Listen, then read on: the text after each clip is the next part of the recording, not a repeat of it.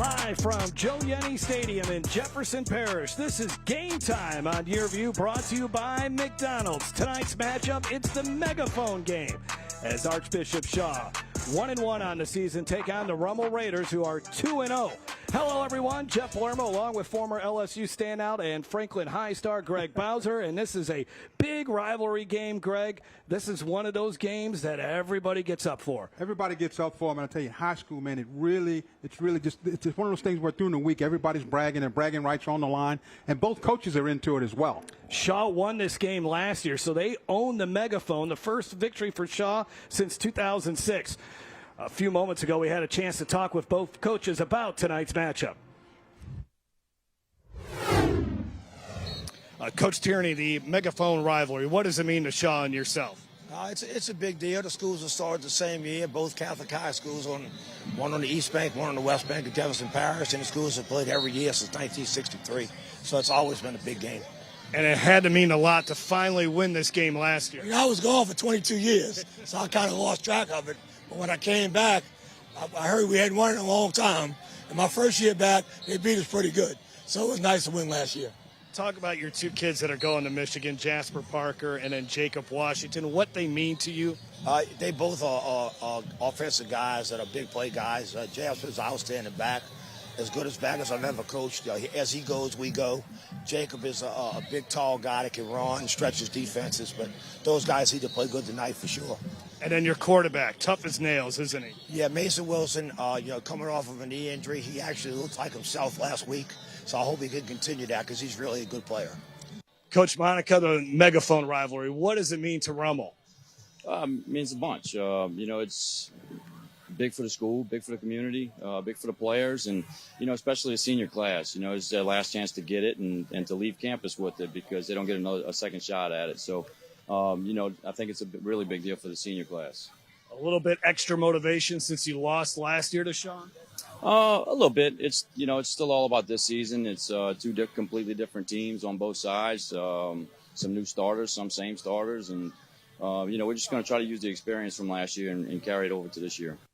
Talking about that experience you went through last year, all those injuries to make a great playoff run, how does that set you up for this season? Well, hopefully the experience, especially since we had to put some younger kids on the field, and they ended up getting a full season under their belt from, stepping up for some guys that got hurt early on. And, so hopefully they can carry some of that experience from last year into this year and, some of the ups and downs and learn from them and understand how to handle those moments. Tonight's keys to the game are brought to you by Egan Insurance. Egan Insurance, a Higginbotham partner, family to family. First of all, Hank Tierney and the Eagles, what do they need to do to get a win here tonight, Greg? Well, for sure, they've got to have success in the running game. That's the strength. That's what they want to do is run the football. And they've got to avoid those big plays on the defensive side because if you don't, it's going to be a problem for you all night. And you go to Rummel, their keys, again, running the football is another key. Keep it on the ground. Don't pressure your quarterback to have to make big plays for you. And then avoid those costly turnovers. Protect the football. We'll take a break. When we come back, it will be kickoff between Rummel and Shaw. The battle for the Megaphone. Don't go away on Game Time.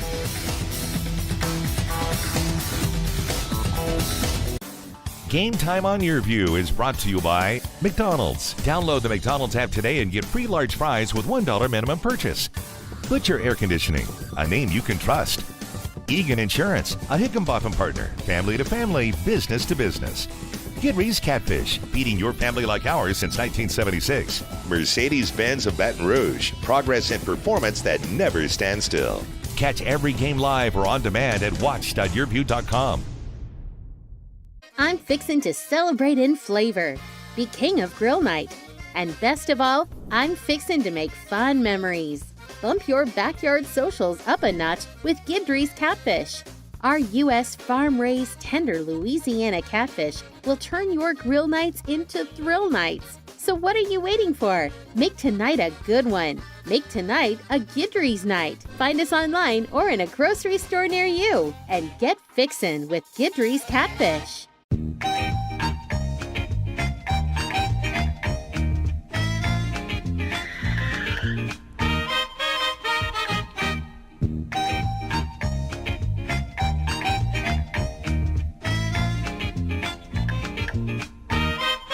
Butcher, a name you can trust. Right now, get rebates and special financing during Butcher's 75-year anniversary celebration.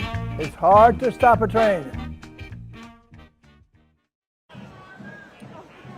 All right, we're set for kickoff here between Rummel and Shaw.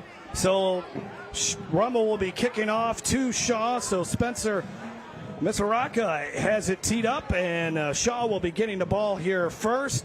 As Rummel coming off a very impressive win last week, actually on Saturday, as they beat U High. And then for Shaw, after playing one of the top teams in the state, they lost to Edna Carr 48-21 in week 1, came back to beat West Jefferson 48-0. The Megaphone, these two schools have been playing each other since 1964, and it was Shaw who won this game a season ago, had 522 yards of offense and a 43-28 win over the Raiders. Shaw's first win over Rummel since 2006. You know, Jeff, you talk about Rummel's win over U High. They held U High to 135 yards of total offense and no first downs in the second half. Opening kickoff to the 13-yard line. Nice job by Rummel on the kickoff coverage. Let's bring in the third member of our broadcast crew, Terry Beckwith. For Shaw and Coach Tierney, expectations are high. And he says with high expectations comes great results. But it leaves this team is accepted for these results, and they can do something great this season. And for Rummel and Coach Monaco, he doesn't want his football team to try to play perfect. He says when you try to play perfect, you have mistakes and mental errors. He wants them to play fast and loose. If they do that, they can win this football game. Guys, this is one of the two of the best rivalries in the state of Louisiana, so expect the unexpected. Back to you, Jeff. Mason Wilson is the starting quarterback, a smart, tough player. He's thrown for over 200 yards. He's a dual threat guy. And they will run it here with Wilson. And Wilson's got a big gain on first down on the first play from scrimmage as he picked up about 15 yards. It's a good job of blocking on the corners that time. Mason Wilson got to the corner pretty easily. And if you Shaw, that's what you want to do is you got to stop him from getting outside, because if you don't, it's going to be a long night. When you watch it here, nobody's on the corner. Nobody touches it until he gets all the way in the secondary. Finally chasing him out of bounds. That was Kieran Jackson. First down and 10 at the 39 for Wilson. And now they hand it off. And Rummel does a nice job there, keeping the ball carrier to a limited gain as we get our first look at Jasper Parker, the 6'2" senior, 205 pounds. Let's take a look at your starting lineups. Shaw returns 9 starters from a year ago. On that offensive line, DJ Miller is a returning starter at center. And then Carter Newsham, really good feet, one of their best tackles offensively. Also on that offensive line, you got Caden Johnson, you got Craig Bourgeois. Gavin Richard is also a talented wide receiver, and Jacob Washington is heading to Michigan. Now this is Mason Wilson once again, and a Rummel player loses his helmet, as picking up 4 yards was Wilson, and it'll bring up the first third down. Defensively for Rummel, ton of experience here, done with Fred Bank, Philip Lise, Greg Jones, he's a good one, Carlin Kitcher, Jack Vasterwing, Michael Harris. Lennis Finister is someone that can certainly play on the power 4 level. Kieran Jackson, Chris Parker, and Lester Johnson. And there was a flag on Rummel. That's going to cost him 15 yards. That's a big penalty there for him. It was illegal hands to the face. And that's going to move the football all the way to the Rummel 39-yard line.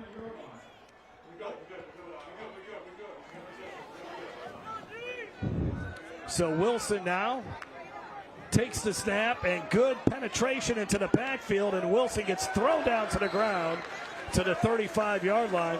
Nice defensive tackle there by Kinsley Barconi Jr., who has 8 tackles on the season. They got young linebackers here, and they're going to have their hands full against this talented group of Shaw skill position players. Shaw not only has good skill position players, those guys up front do a good job of protecting them and creating holes. And that's one of the things that the Shaw coaches were really excited about, to see this matchup, how they match up with Rummel up front. So it's a gain of 3 yards. Wilson will check to the sidelines on the 2nd down and 7. Now they pitch it out. Good job by Rummel. They're right there, though, defensively. And not much happening there. Only a gain of about a yard, as they were not able to get much going there. Right there, defensively, that was Kieran Jackson. He's got 10 tackles on the season. He's a junior. It's now 3rd down here for Shaw. Kieran Jackson did a good job of keeping everything inside of him, Jeff, and waiting for the other defenders to get over and help him out. Having to tackle a tough guy like Jasper Parker, who lit up this Rummel defense last year. 171 yards rushing and 5 touchdowns. 3rd down and 6. They run the option, and pitching it at the last moment is Parker. Parker turns the corner, and he's got enough for a 1st down. For so many years, Hank Tierney ran the option at Shaw. Kind of changed when he was over at Ponchatoula with TJ Finley, but he'll always go to his bread and butter when he needs to. He loves to run that option, especially when you get a back like Parker, who really runs hard, gets you the extra yards, and he also has exceptional speed. So that here tonight is our first RHD 1st down. Resources for human development. Together we're better. Together we're RHD. 1st and 10 at the 25-yard line. Nice drive here for Shaw. Now they give it to Gavin Richard. Richard gets tripped up. Barely gets to the line of scrimmage before a host of blue jerseys bring him down. And now we'll bring up 2nd down. Hey, Rummel's doing a good job of running to the football. You watch when the ball goes out there and see how many blue shirts are surrounding the players. The running back. They don't keep him bottled up if they can do that. So Gavin Richard, 2-time all-district player, certainly can run, does a lot of different things. They're mixing the ball around here, getting Wilson involved, Parker involved, some other guys as well. 2nd down and 9. Going to the end zone. And this one is going to be, let's see who's got it. Waiting for a signal. And it's going to say incomplete. Yeah, I think they're going to say he was out of bounds when he came down with the ball. It looked like it was going to be intercepted for just a second. The 5'8" Gavin Richard is saying, hey, I caught the football. That should be a touchdown. We'll get a look at it right here. I mean, I think this ball's throwing in a lot of traffic. Watch how many defenders are around the receiver. You got 3 people there. For a minute, it looks like an interception. I think it's a touchdown. Wow, Good thing he didn't have replay. If you had replay here, that's a touchdown. They would be taking a long look at it, that's for sure. That's a heck of a play. What a job by Richard to wrestle that football away as we get another look at it from 2 defenders. You watch him. Looks like the defender has it now. He's got it right there, so that's a touchdown. Yep. And now they throw a flag on the – that's going to be a sideline warning called against Rummel.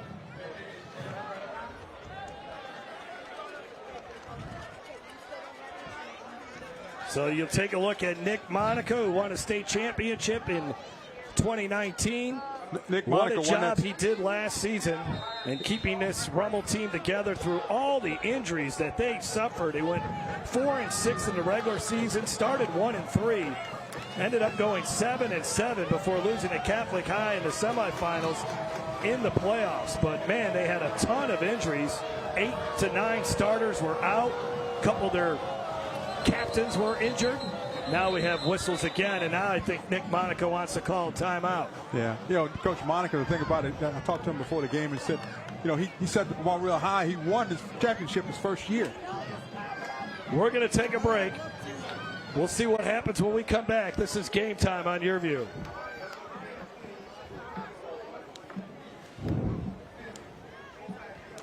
How many plays on this? Hold on, I'm coming. You didn't tell me you were getting McDonald's. Bundle up your favorites for breakfast like a sausage McGriddles with hash browns for just $2.59. Ba-da-ba-ba-ba. There are many signs to help protect us from harm, to warn us from harming ourselves, or prevent us from harming others. But sometimes the best sign is the one that protects you from things you never knew or even thought would hurt you. Egan Insurance, the sign of quality insurance protection since 1954. I'm fixing to celebrate in flavor, be king of grill night, and best of all, make fond memories. Bump your backyard socials up a notch with Guidry's Catfish. Find us online or in a grocery store near you and get fixin' with Guidry's Catfish. Jeff Palermo and Greg Bowser along with Derry Beckwith.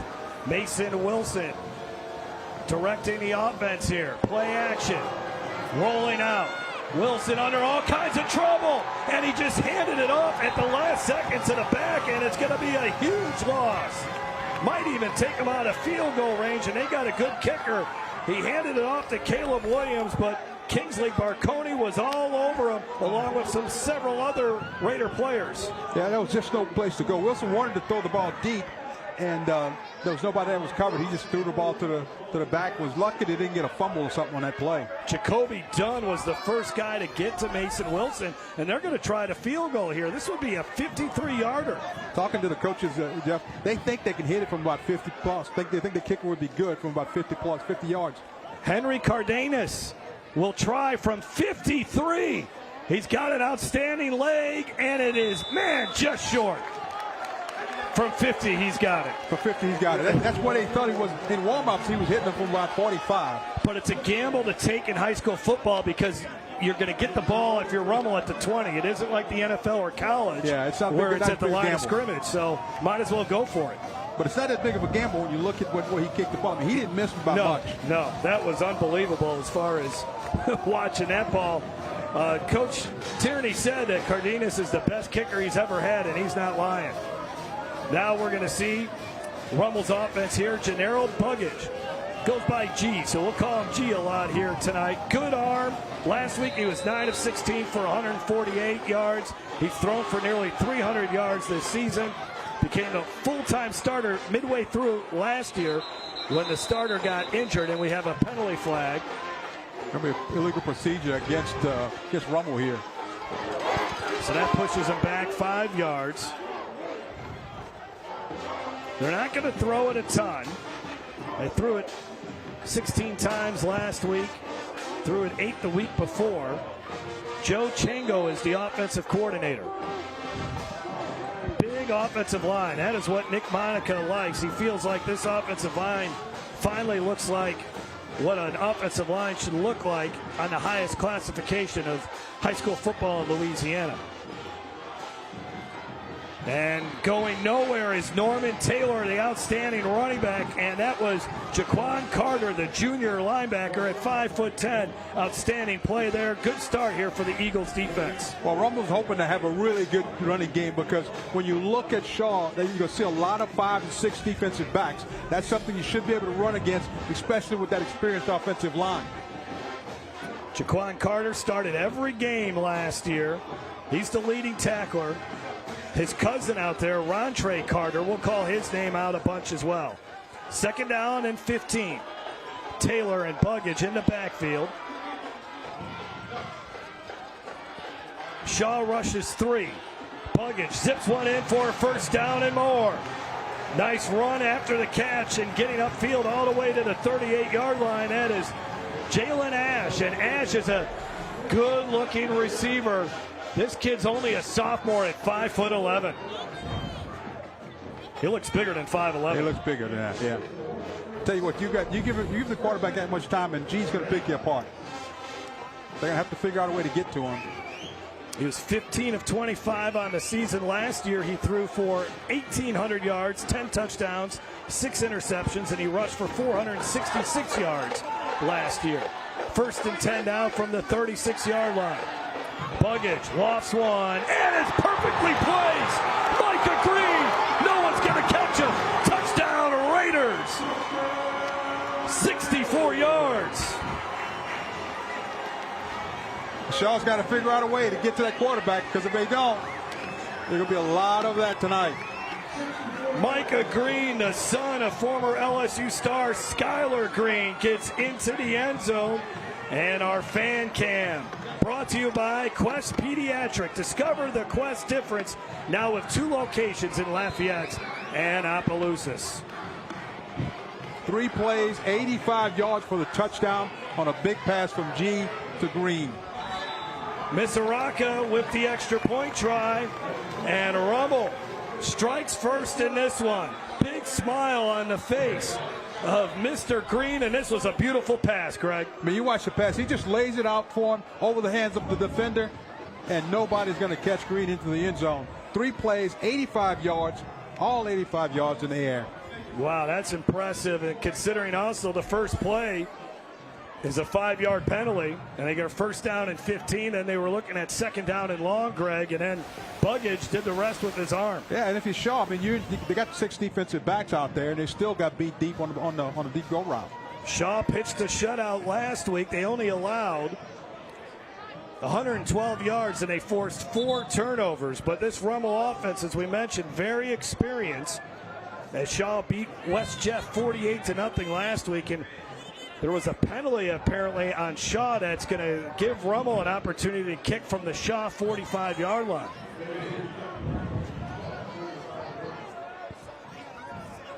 But when I was analyzing this matchup, Greg, this is where I thought Rummel had a distinct advantage over Shaw, was their offense against an inexperienced Rummel defense. Even, I mean, you mentioned the number of defensive backs they have, but all of them are brand new. Yeah, they're all new. They lost all 4 defensive backs from a year ago. They got new guys back there. But, you really got to keep everything in front of you. You know that. The only thing that hurts you is if you throw it deep.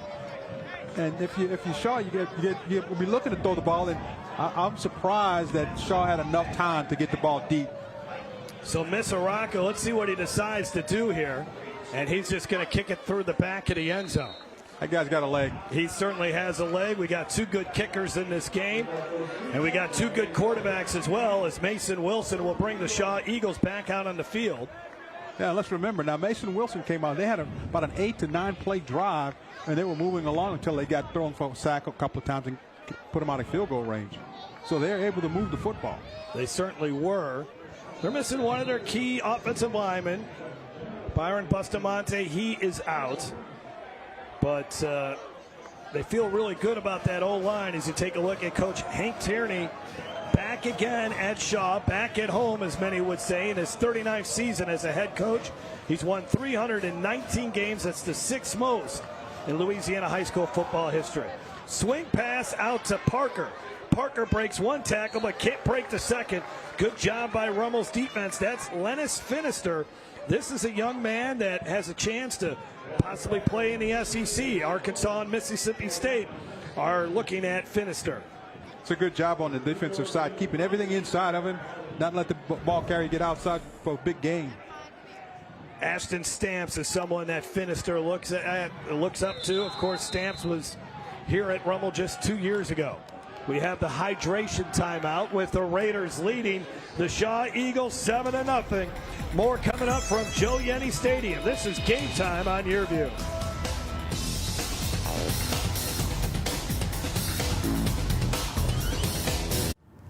From now on, it's all about us. Starting a family, buying a car, our first home. They told you to open an account, then turned you away. They said, come back when you're ready. You said, we're ready now. I know we're going to make it. Hope makes it happen. Thousands of your neighbors, many who never had a bank account before, improved their lives with Hope Credit Union. You can too. Brighter futures begin with Hope. We've known you for a few years now, so let's do kind of a lightning round. Think of it as a 2-minute drill, but with questions. Ooh, okay. Dogs or cats? Dogs. Spicy or mild? Spicy. Crawfish or shrimp? Boiled crawfish. Your favorite holiday? Mardi Gras for sure. You've been hurt in an accident. What's the next thing that you do? That's a no-brainer. Call the board Earls at all 7s. Bonus question. Favorite attorney, David or Digger? I plead the 5th. Well played. Wise choice. Halfway through the first quarter, and we already have a Hampton Automotive scoring drive. Hampton has it, as that was a 3-play drive for the Rummel Raiders to get on the scoreboard. Here's the pitch out to Parker. Parker takes on a defender and then pushes forward up to the 28-yard line. He is 2 yards shy of the first down. That's a good piece of running by Parker that time. They should have been stopped by 1 or 2 yard loss. Hank Tierney, who coached Tyjae Spears, who's now with the Tennessee Titans in the NFL, the former great Tulane running back. Tierney says Jasper Parker really reminds him of Spears, a guy that could break a tackle, and then he's already looking at how he's going to break the second tackle. So 3rd down and 2. 3 down linemen here for Rummel. And keeping it is going to be Wilson. And Wilson's got the 1st down and stumbles ahead to the 43-yard line. Pick up a 15 yards for the senior running back. Wilson does a good job of handling the football here. He fakes out the entire defensive front. And once he gets on the corner, he was just one step away from really breaking it for a long one. He runs like a running back. Coach Hank Tierney told us that he's the district MVP from a season ago. 1st down and 10 at the 43-yard line.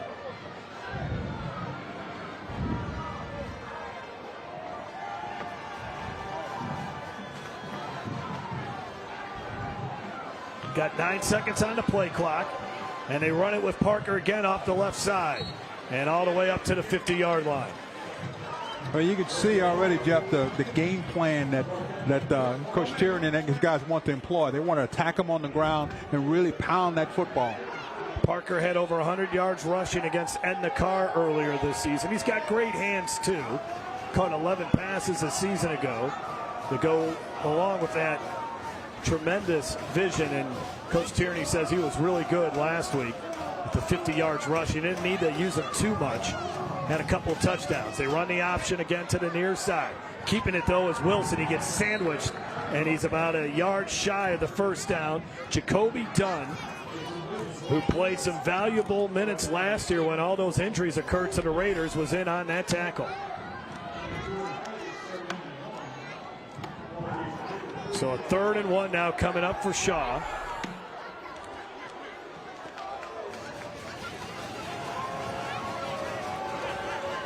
I think this is one of those where you try to pick it up on 3rd down, but I think unless he loses yardage, if he doesn't get the 1st down, they'll go for it on 4th down. He's got 6 seconds on the play clock, and he's got the 1st down easily. And he dives up to the 38-yard line. Ends up picking up 10 yards. Boy, there was nobody on the left side there, or for Rummel's right side. What happened? Well, there's nobody there. Just a good block, down block. And, you know, you had one corner out there, but he went for the pitch, man. And easy pickings. Lester Johnson finally made the stop. And that is another RHD 1st down. Resources for human development. Together we're better. Together we're RHD. At the 39-yard line. 2nd time tonight. Shaw is in Rummel territory, and another good run there by Jasper Parker. Parker looks like he's going to pick up about 9 yards on that one play. So him and Jacob Washington, the wide receiver for Shaw, both of them are going to Michigan. Ronald Bellamy, who's the wide receivers coach at Michigan, who's a former Shaw standout, really started recruiting these 2 kids who started out at Jesuit and now are at Shaw when Helen Cox closed. That opened up the district for these guys to go to Shaw. Here is Jacob Washington, whose dad played at Shaw and went on to go play at Louisiana Tech, and he ends up picking up the 1st down. This is about the territory that, you know, that they had trouble last time. When they got down here, they had some problems trying to get the ball into the end zone. And I think if you're Shaw, you've got to be aware of that. Try to get the ball into the end zone. So 1st and 10 from the 26. Another nice drive here for Shaw. Keeping it is Wilson. And Wilson running hard all the way down to about the 13-yard line. Boy, these 2 backs, Mason Wilson and Parker, you know, both of them about over 200 pounds. This gets tiring if you're a defense trying to bring these 2 guys down. Well, just good decision making, too. You watch him come on the corner, and you think Wilson's going to pitch it. He just cuts it right up there. And that was Gavin Cooper who ended up making the tackle there. And we're now in the Hope Credit Union red zone. Hope Credit Union, brighter futures begin with hope. From the 13-yard line, Shaw trying to tie this football game up. Pass out, and it is caught and staying on his feet as long as he can to get to the 6-yard line. Defended by Mitchell Harris. And the catch was made by Caleb Williams, who is a very fast player. Good high school football player, 5'9", 150 pounds. So 6-yard gain there is Mason Wilson mixing the pass with all the running that Rummel's been doing. Good touch on the pass by Mason Wilson as well. He got it through it right where his receiver could catch it. Parker finds a little seam and bangs his way into the end zone for a touchdown. An impressive drive by the Eagles, and they're 1 point away from tying this thing. Well, you know, coming in, we wanted to know what kind of game this was going to be, and you see what they want to do. They want to come out and be physical up front. And you just watch the hard running and all the blocks up front. 11 plays, 80 yards on that drive, and in for the touchdown. And no self-inflicted mistakes at all there for Shaw. That was solid all the way throughout. Cardenas easily knocks it through. And we're all tied up at 7 in the megaphone game.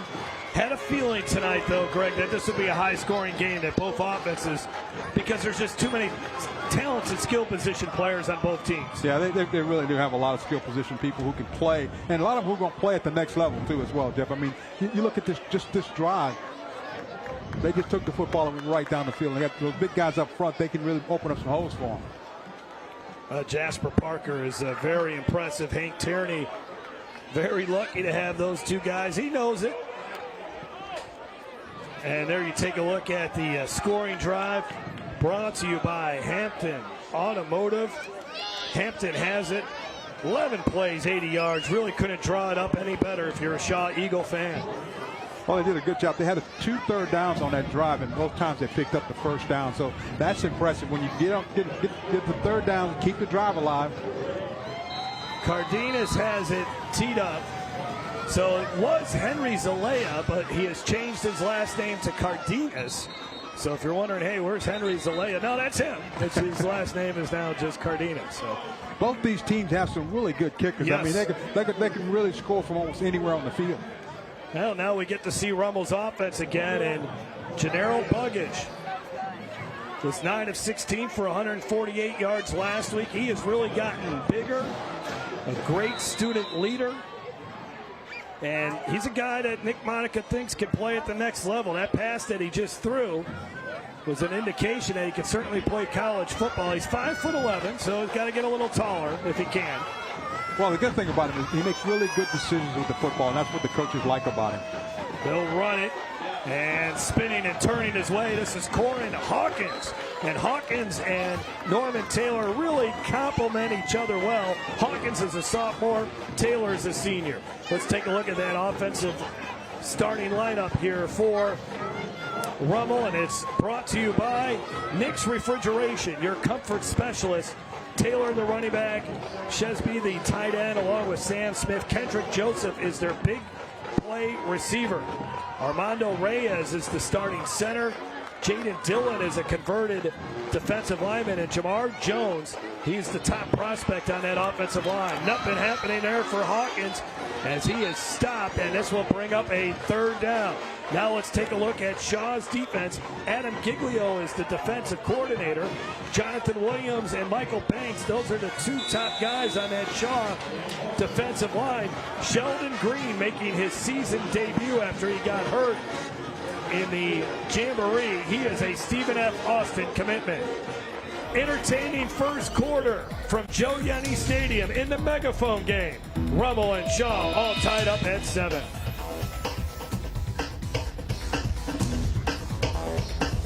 Our dealership is named after our family, and that's not changing. Since 2001, Hampton Toyota's family has grown to include you, customers, and coworkers who we've worked with to build trust, commitment, and form meaningful relationships. At Hampton, just like in our name, Toyota comes second. And that's okay, because we're not just selling cars, we're a local family business from one generation to the next. Papa, Hampton has it! Boom! Hampton's hot. At Resources for Human Development, we understand that navigating the challenges of this world can be daunting. That's why we've partnered with New Orleans' Health Department to launch the Mobile Crisis Intervention Unit, a 4th branch of emergency response. A team of behavioral health professionals will respond immediately to your location to help you resolve your crisis.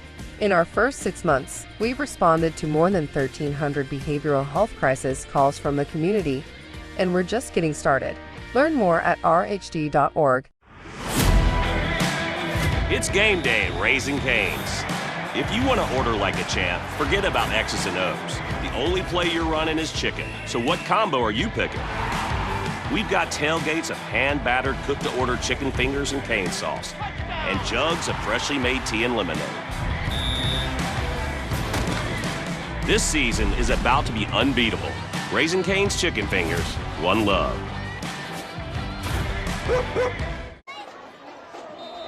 Jeff Palermo, Greg Bowser, and Derry Beckwith down on the sidelines. 3rd down and 4 here for Rummel in a tie ball game.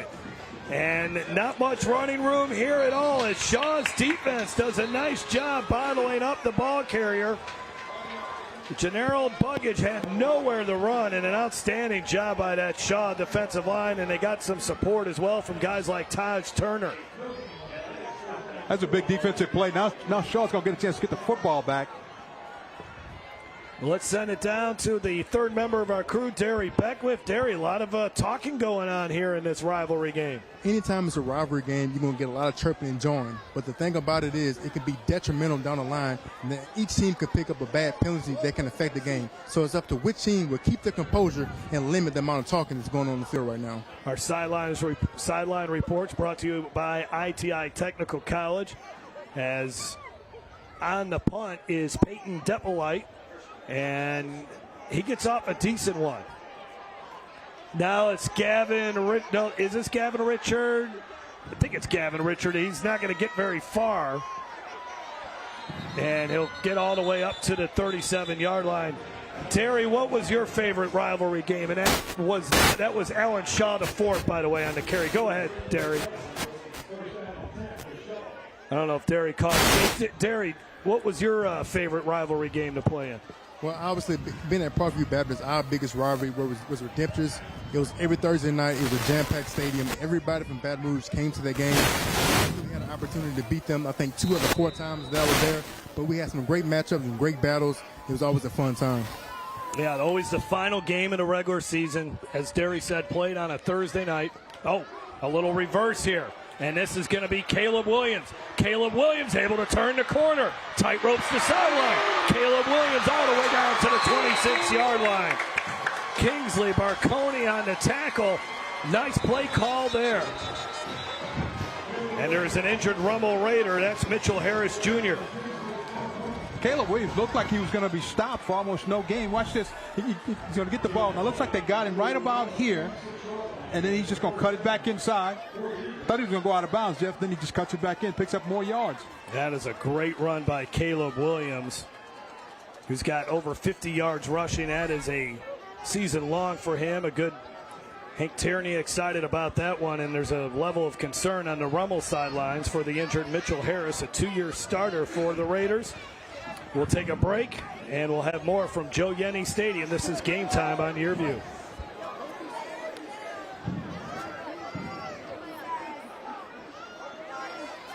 Quest Pediatric Dentistry and Orthodontics is now booking holiday appointments. Race to book your child's next cleaning today. Whether they're needing just a quick cleaning, orthodontics, or something in between, our friendly staff will make sure your child is comfortable and taken care of. And our patients under 2 get their first visit free. Now with 2 convenient and kid-friendly locations to better serve you in Lafayette behind Dino's South and Opelousas behind Lily Pad Pediatrics right off I-49. Hurry, call or visit us online to book your child's appointment today.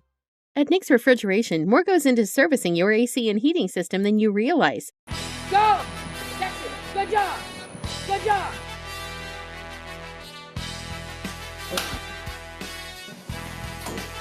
Bring it higher. Turn it up, boy! Get it done! Good morning, Nick's Refrigeration. Nick's Refrigeration, we are ready to serve your AC heating needs. Nice night in New Orleans, a little warm, but it's a Friday night, and it's high school football in South Louisiana. Mitchell Harris able to get off on his own power. For the time being, they took his helmet away, and he's just standing on the sidelines. We'll see if he can return. Keeping the football is Wilson, and Wilson running hard inside the 10, all the way to the 8-yard line. Another big pickup for the Shaw offense. That time, 18 yards for the senior quarterback. Well, it's just a straight-out it looks like he's got an option, but then he turns it back inside. He sees just a little bit of an opening, and the rest of it, it's all on him. He just does a great job of putting his head down and running with the football. Carlin Kitchen had a chance to bring him down. Too many missed tackles here for the Rummel Raiders, and they are inside the red zone, the Hope Credit Union red zone. Shaw looking for its first lead of the night. Wilson just pitched it off at the last second to Parker, who's going to get into the end zone. A little showtime there. What a nice play by Mason Wilson to just flip it over to Parker, who finds the end zone. Well, I'll tell you what, he did a great job of just improvising. It looks like this was a run. You watch Mason Wilson. He wants to throw it, nobody there, and he wants to take off and just dump it out to his back, out to the right. And just a little one-handed grab, nothing to it. But I think that's a big example, Jeff, of the quarterback having the presence of mind and know where all of his players are, his offensive players are when he's on the field. Cardenas adds the extra point, and the Eagles, they now lead it 14-7. Their defense able to force that quick 3-and-out, and then a 3-play scoring drive the other way for the Shaw Eagles. Shaw goes three plays, 62 yards, and gets an 8-yard touchdown pass at the end. Unbelievable. And both times you watch it, you think he got the quarterback bottled up. The play's just about over, and he dumps it out to his running back and still picks up the touchdown. Outstanding job there as you look at the Hampton Automotive scoring drive. Once again, the big play there was Caleb Williams on the long run.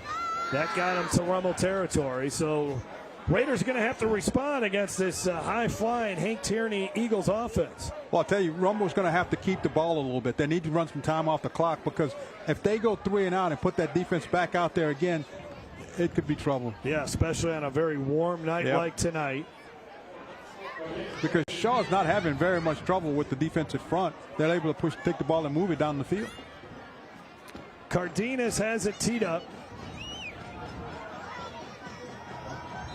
I think we're seeing two kickers here that we're probably going to see play somewhere on Saturday. Yeah, especially Cardenas. I mean, that's a pretty impressive kick into the end zone. And it's at the 20-yard line now here for the Rummel Raiders.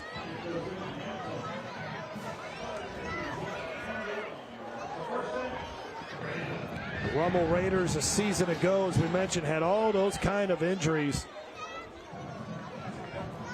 Took a toll on the kids mentally, but they just focused on the next day. And then they started getting some confidence in the final 6 weeks of that season and ended up a quarter away from playing in a state championship game. Nick Monaco was really pleased that tonight's game, just a normal week, because the last couple of weeks have been crazy for the Raiders. Good run right here up the middle by Norman Taylor. Rummel had to play its first game in the Superdome because of all the rain that weekend. And then, of course, last weekend you had the hurricane, and so they ended up playing on Saturday night in Baton Rouge against U High. So this week, just your average ho-hum Friday night football. Well, yeah, Nick Monica said they had to move the game to the Superdome, but it was almost like almost a day of the game when they found out it was going to be moved. Yep, John Curtis played also that night in the Superdome against a team from out of state. And then it was Rummel and Lafayette Christian in a high-scoring affair. Another good, hard run by Norman Taylor. Let's bring in Derry Beckwith. And Derry, both of these teams really feature some great running backs. What are you seeing from what they're doing when it comes to the ground game for both of these teams? Job on that last series with Rummel, when the offense was on the sideline, their offensive coaches were not happy with the O-linemen. They challenged them to be more physical, because what they want to do is establish the run game to open up the pass game. As you can see right now, they're taking heed to what their coach said, because they're being very physical right now at the line of scrimmage running the football. Well, I think the thing they do, too, there, by running the football, you get that defense a chance to rest. And you keep the ball away from that other offense. That's a good job of keeping it on the ground and being physical and coming out up front. Absolutely, because I wouldn't want to tackle Jasper Parker all night, so the defense does need a break. Derry Beckwith with another ITI Technical College sideline report. 1st and 10 at the 45 as Rummel back in Shaw territory. And gives the ball to Taylor. Taylor will get about 5 as he refuses to go down. A strong run there for Norman Taylor, who's 5'9", 175 pounds, 93 yards rushing last week against a very good U-High team. This year he's got 252 yards. He was actually a defensive back last year, but now he's a running back, and the running backs are really the strength of this team between Norman Taylor and Corian Hawkins. Yeah, Norman Taylor he's a guy that runs with what we call an attitude. You know, he hits up in there, and the first guy's not going to bring him down. Yep. And what they like to do is pound the run and then go to that play action and beat you through the air. 2nd down and 4. They'll stay on the ground here. Patient run. And it results in another 1st down for the Raiders. Good hard run there by Taylor, who fouled his blocks. And he gets it up to the 27-yard line. Yeah, coaches get on the rope. They're starting to run the football like this. They say, hey, look, we're going to run it until you stop it, and then we're going to throw it. But we're going to run it until you stop it. Another 1st down, brought to you by Resources for Human Development. Together we're better. Together we're RHD. Big offensive line, led by Raymond Hughes, who's 335 pounds. He's a freshman, number 77 out there for Rummel. Jaden Dillon's 275. You see number 77 kind of on the bottom of your screen. Good penetration into the backfield. Nothing happening that time. On the tackle for Shaw, that's Gibson Lamine, I should say, a 5'10", 245-pound senior. Nice job there. Well, penetration is what blew it up. You see the defenders come across. One makes them hesitate for a second, and then everybody else catches up to him. You know, if I'm Coach Monica, the way we run in the football, I don't think no pitches, everything's up the middle. Yeah. And they're getting 5 to 10 yards just a simple handoff. So don't go lateral. Just running in between the tackle. Yep. 2nd down and 15.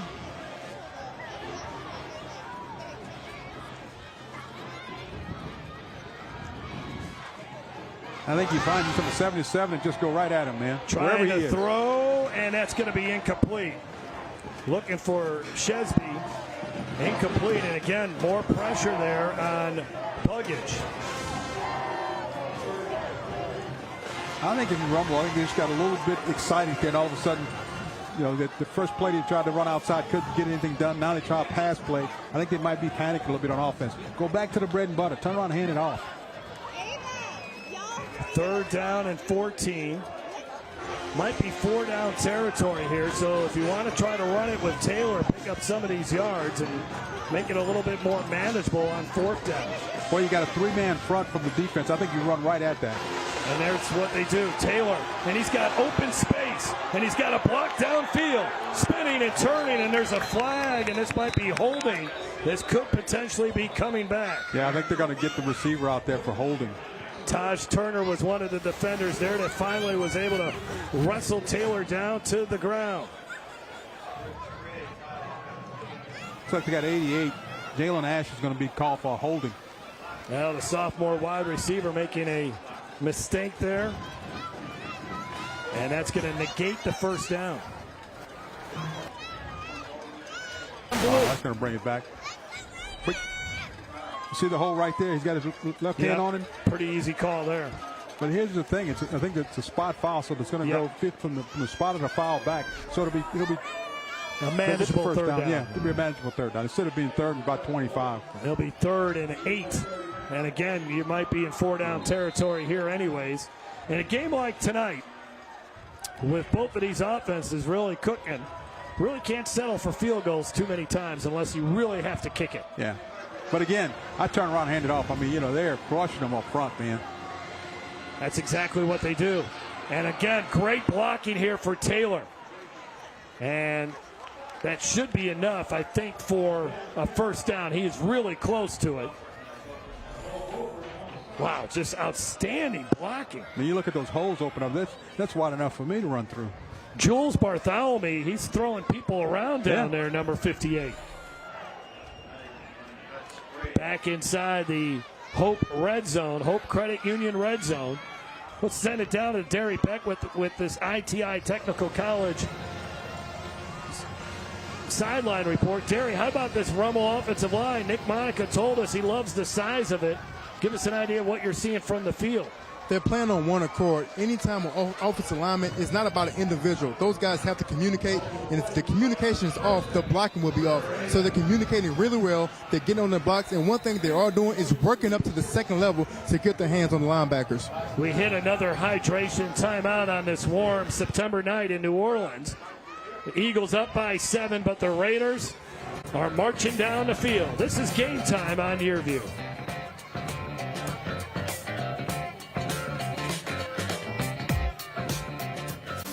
Game Time on Yearview is brought to you by Hampton Toyota. Hampton has it.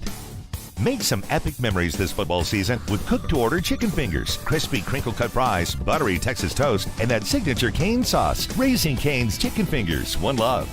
Resources for human development. Together we're better. Together we're RHD. Quest Pediatric Dentistry and Orthodontics. Discover the Quest difference. Now with 2 locations in Lafayette and Opelousas. I'm fixin' to celebrate in flavor. Be king of grill night. And best of all, I'm fixin' to make fun memories. Bump your backyard socials up a notch with Guidry's Catfish.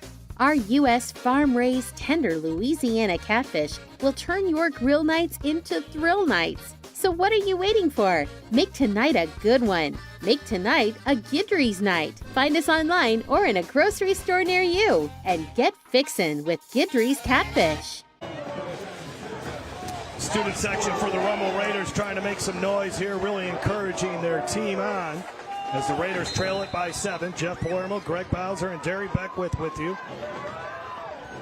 Raiders on the move. This is the 9th play of the drive. And a nice sidestep there by Norman Taylor as Taylor once again weaving through that Shaw defense, and he's close to another first down. Well, Shaw had it defended perfectly. Had a man in the hole. Watch what happens. They got him. Somebody's coming free. He's right there. Just make the tackle. Taylor just says no, and cuts it back the other way. But you can't play it any better than that defensively. Taylor 93 yards on 23 carries last week in the 13-7 win against U High. That game was played in a driving rainstorm in the 4th quarter. 2nd down and 2. And now more Taylor. And that should be enough for a first down. He needed to get across the 7, and he certainly did. You know, Taylor was the one guy coming into the game we didn't hear a lot of talk about from the offensive side. They said, you know, he had a good game last week, but not a lot of hype about him. This kid can run. He certainly can, and Coach Nick Monica talked about how the running backs are the personality of this offense. You watch him at the line of scrimmage and the footwork, the jump cuts and the reverse, and he's just making people miss. 1st and goal at the 7 as Rummel looking to try to tie this thing up as we're under 5 minutes to go before halftime. Now it's just Buggage in the backfield. And you got 4 wide receivers here. You got a tight end on the near side. That's Sam Smith. Now what do we have? We have a flag, and this might be a delay of game penalty. Nope, timeout called by Nick Monica. So they pick up the flag.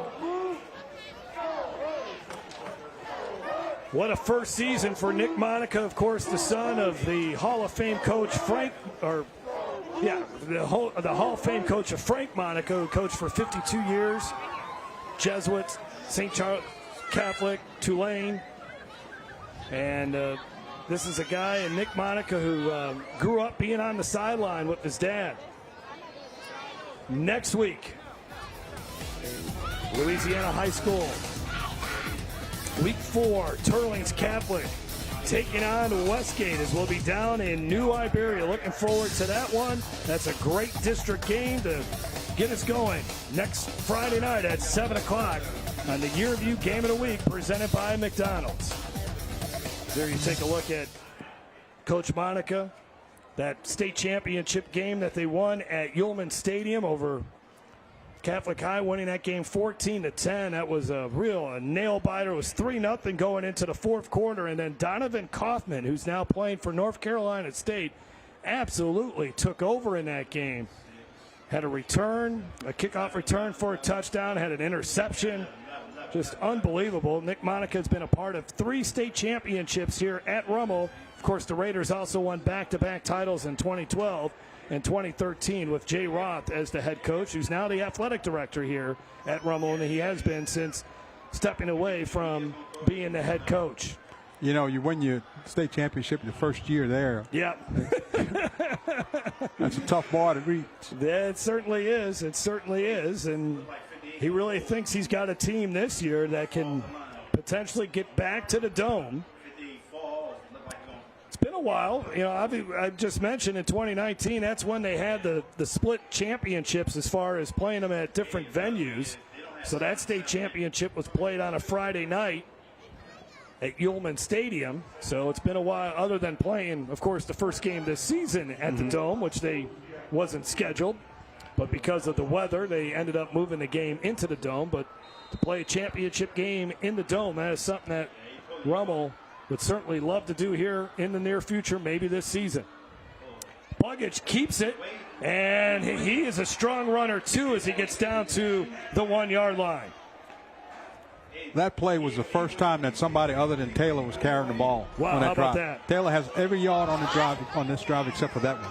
Jaquan Carter got in there and then just hung on for dear life to make the tackle, had him by that foot, and brought Buggage down. They don't run him a lot because there's not a lot of great depth behind him, so they don't want to get him hurt, but decided to run him there. Now we're going to see a double tight end look here for Rummel. Really full house backfield. I'm going to guess at number 5, Taylor's going to get the ball. What do you think? It's either that or a quarterback sneak. They give it to the fullback, and I think he got in. Yep, they call the touchdown. Hawkins gets into the end zone for the touchdown. And Rummel now a point away from tying this one up. What a drive. Yep. No messing around on that drive, Greg. 12 plays, 80 yards on the drive. What an answer to the Shaw touchdown. All on the ground, too. All on the ground. And 78 of those yards came from one guy. Extra point try coming up here from Misaraka, and he boots it through. And there's 3:54 to go before halftime, and this one is playing out like we thought it would play out. That's a quick handoff to the fullback up there, and he just barrels in. Nobody touches him until he gets into the end zone. Touchdown, Rummel Raiders. Just 15 seniors on this Rummel team as you take a look at the Hampton scoring drive. Just physical football there from the Rummel Raiders. And as our scoring drives, as I mentioned, brought to you by Hampton Automotive. Hampton has it. Go ahead, Greg. Well, the big thing that drive did was it gave Rummel a chance to have their defense resting, not put them right back out there again to try to face this Shaw offense. And that's what you had to do. You got to take some time off the clock and you push the ball down the field.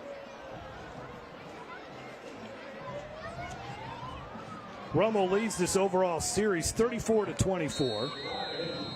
They've been playing this game since the 1960s. Both of these schools were founded in the same year and decided when they played each other in football they would play for a megaphone, which is locked up right now on the Shaw sidelines. And it'll, of course, be brought back out at the end of the game for one of these teams to claim it. On the return, it's Caleb Williams as he got it up across the 25 to the 26. Brought down on the play by Mark Shesby. And Shaw will take over with 3:49 before half. Let's see what Rummel has been able to do as far as any kind of adjustments to try to slow things down here a little bit. Well, I think that's the key. Is if you can stop them, you got to shut that offense down and get the ball back. Look at Mason Wilson. Hank Tierney calls him the best kept secret in New Orleans, and he so far here tonight has played very well for the Eagles. At the 26-yard line here for Shaw with Jasper Parker in the backfield, kind of a pistol formation. And they'll run the option, and here's the pitch to Parker. Parker again running downhill, and he ends up getting about 9 yards. And they just can't, every run is 7, 8, 9, 12 yards. They can't get anything where they're stopping them right there at the line of scrimmage and forcing a second and long. I mean, Shaw is winning first down big time in this game, offensively in particular. Second down and a short one. Another good run, spinning and turning all the way up to the 41-yard line. Let's send it down to Derry Beckwith. Derry, if you're on Rummel's defense, what do you do to try to counter what Shaw's doing offensively? Well, it's a mindset. It's just like rebounding a basketball. It's a 1-2. So we have a big back like Jasper Parker. You got to get 11 guys to the ball. I'm only seeing one guy get to him and try to make contact. Let me tell you something right now. One guy is not going to bring him down. They need 2 or 3 guys, 4 hats to the football to make sure they gang tackle and get him down properly. Carlin Kitchen was in on that last tackle. Here we go. Finally, and it forces a fumble, but somehow Parker fell on top of it. But that's what you need, just a little bit of chaos in the backfield. Get him a little jumpy over there, and it doesn't look so smooth offensively for Shaw. Well, I think you watched the pitch. I think it's a little high and a little bit out in front of him, so Parker couldn't get his hands on it. Getting into that backfield quickly was Chris Parker Jr. The secondary is the strength of this defense because with all those guys that they have back there, there's a lot of experience back there, led by Lennis Finister. Peyton Depolite is another senior. Lester Johnson Jr. 2nd down and 9. 1st, 2nd, and long that the Eagles have forced. And time's starting to become a little bit of a factor. Wilson throws an interception. Well, they tried to get something going, and he threw it right to Kieran Jackson, and the Raiders get the ball back. I think that was a miscommunication there. Wilson thought the receiver was going to go deep, and he threw it out there, and there was nobody there except the defender. That's a good play. Kieran Jackson just waited on it. It was like a fly ball. When you watch, when he throws out there, there's no receiver near him. He's just standing there waiting on him to come down.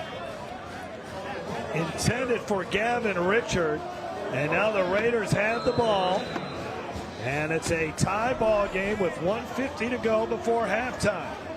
And now that Shaw defense, they're the ones that really didn't get much of a break.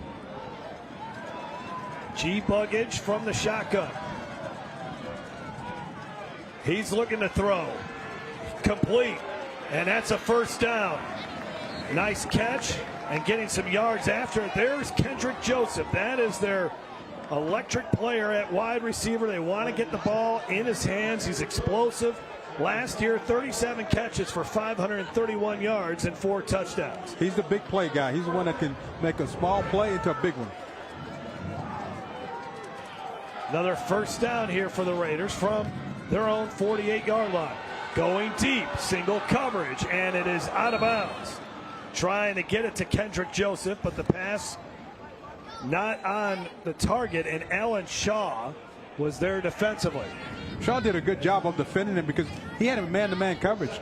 But, Shaw decided to come inside and come with the blitz and leave their corners on an island, and they got away with it. Rummel has to press the issue here. They only got 1 timeout left, and there's 1:19 to go before halftime. But I wouldn't mind seeing them run the ball again. Now, Hawkins is out there, not Norman Taylor, and what we've seen so far here from Rummel is Taylor gets one drive, and then Hawkins gets the other. But Hawkins is just as dangerous as Norman Taylor. 2nd down and 10. Buggage. Got to get out of the pocket, and he does. He's going to take off with it. Oh, he made a Shaw defender. He broke his ankles there on a nice move. But Taj Turner did get back up to make the tackle, but a nifty move there by Buggage to get about 8 yards on that carry. Well, they didn't call timeout either, so the clock is still running. Rummel's got to get to the line of scrimmage, get a play call, because we're inside of a minute. Look at that defender just falling down on the middle of the field as that good head and shoulder fake by Buggage. 3rd down and 2. Clock ticking here, 44 seconds. They get the ball to Hawkins, and now we have flags. It's going to be an illegal procedure against Rummel. They weren't set that time.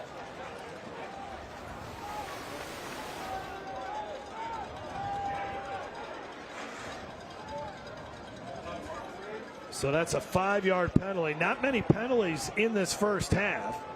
It's been a well-played ball game. 1 turnover, and Rummel trying to take advantage of it after Wilson threw the interception. Well, Rummel's trying to, they can get a score right here. They get the ball to start the second half, so it'll be really a big advantage for them if they can score and then come back in the second half and score again.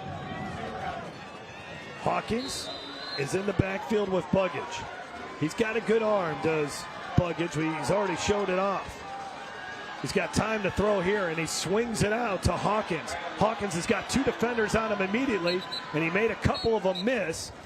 And now what do we have? I'm hearing whistles and maybe a timeout here. No, they haven't called the timeout yet. No, They're going to let it run down. Clock is ticking. No, yeah, it's under 20 seconds here. Remember now, both these teams have long field goal kickers. I'm a little surprised that Coach Monica's just letting the clock wind down. I think at this point he might call for like a Hail Mary here. He's got some tall wide receivers, and he's got a quarterback that can probably get it to the end zone. So time is called with 6 seconds on the clock. You know, the other thing you could potentially run here, especially on the far side of the field, is some sort of out pattern. Try to get the ball, inside the 35-yard line. And maybe then you could try a long field goal.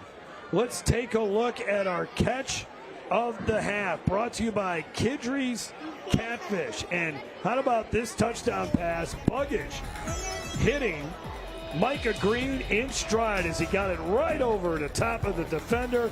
That was our first score of the game, and that is our catch of the first half. Catch of the day brought to you by Kidry's Catfish, feeding your family like ours since 1976. You know, Jeff, what you could do right here if you're on offense, you have somebody run about a 15-yard in route, throw it down, and then the clock is going to stop because of the first down. Yes. And then you'll have a chance to either spike the ball or call a timeout, and then get your field goal kicker back on the field. Well, they got 4 wide receivers to the near side.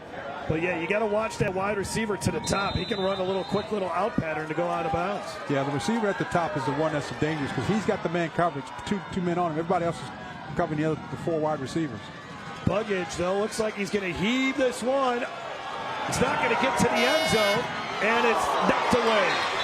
And that's the end of a terrific first half between these 2 longtime rivals. And we got some little pushing and shoving afterwards, but I think cooler heads will prevail. But what a first 24 minutes here from Joe Yenny Stadium between Rummel and Shaw. We're all tied up at 14. A lot of respect between these 2 teams, but right now it's also a bitter rivalry. And our Derry Beckwith has Nick Monica. Let's send it down to the field. Coach Monica, your team got the running game going in the second quarter. What was the key? We're just sustaining drives, staying within the chains. We had a penalty on the second drive, and it kind of set us behind the chains a little bit. And but we're going to rely heavily on our run game and continue to do that. And on the flip side, defensively, you guys are doing well against the pass game. What would you like to see them improve the run game? Because it looks like Jasper Parker is picking up positive yards every play. What's the difference in the second half to make sure you slow him down? Yeah, it's quarterback. It's the quarterback. They're blocking the quarterback play on some of their option stuff, and so we're going to have to change up a couple things and, some stuff we haven't seen. So we're going to have to make some adjustments here. I appreciate the time. Good luck in the second half. Thank you. A class act is Nick Monica. He's got a great program here at Rummel, and they are in a battle. In the battle for the megaphone. 14-14 our score.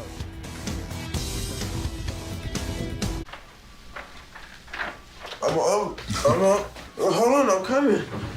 You didn't tell me you were getting McDonald's.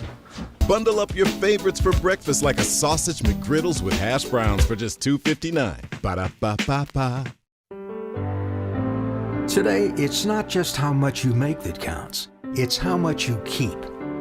At Egan Insurance, protecting your wealth is our major priority.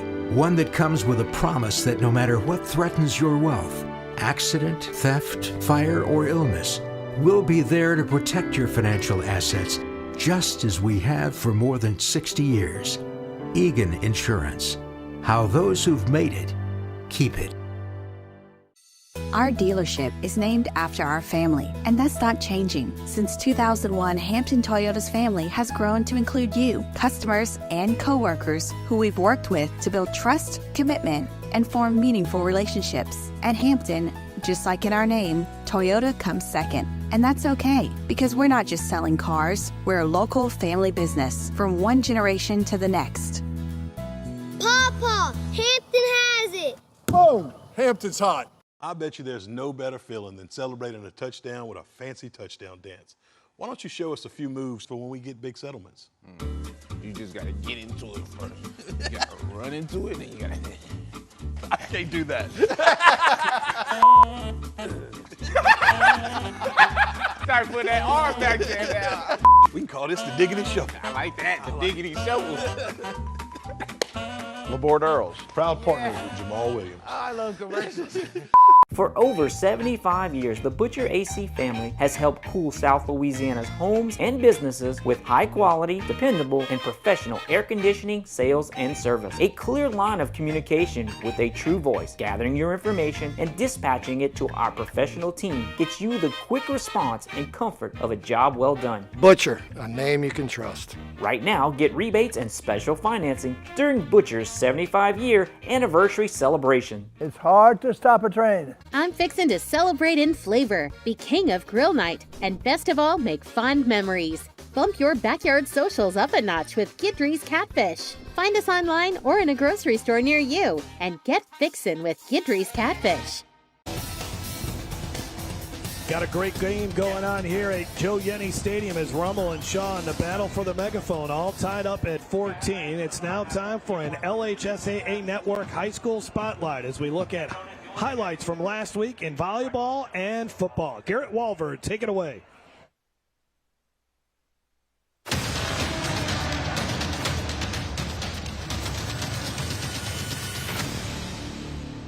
Welcome back to the High School Spotlight. How about a volleyball match between city rivals to spice up our show?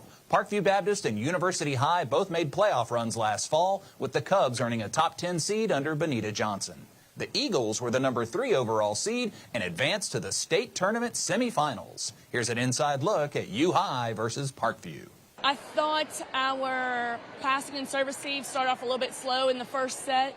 A little bit unsure of ourselves, communication, who's taking what, and then going into the second set, you could see that, there was a lot more communication on the court, a lot more aggression. Of course, we have Yana Times. Everybody knows about Yana. She's jumping out the gym, and she's doing a phenomenal job. She's getting better and better every single week, which we absolutely love. I thought this match was definitely a pretty tough game. Glad we were able to push through it. So proud of us for sticking through, especially after the first set. We were a little unfocused, but I'm glad we were able to get back in it. St. Augustine and Cecilia weren't originally scheduled to play week 2, but both coaches able to get a game together, and it sure was a doozy. Opening drive for the Purple Knights, it's going to be Keith Hill Jr., who glides past a couple of defenders and finds his way into the end zone for an early Purple Knights lead. The Bulldogs struggled with ball security, losing a fumble, and then we'll see Diesel Solari, the quarterback. He's going to drop back to pass, looking to give his team a spark.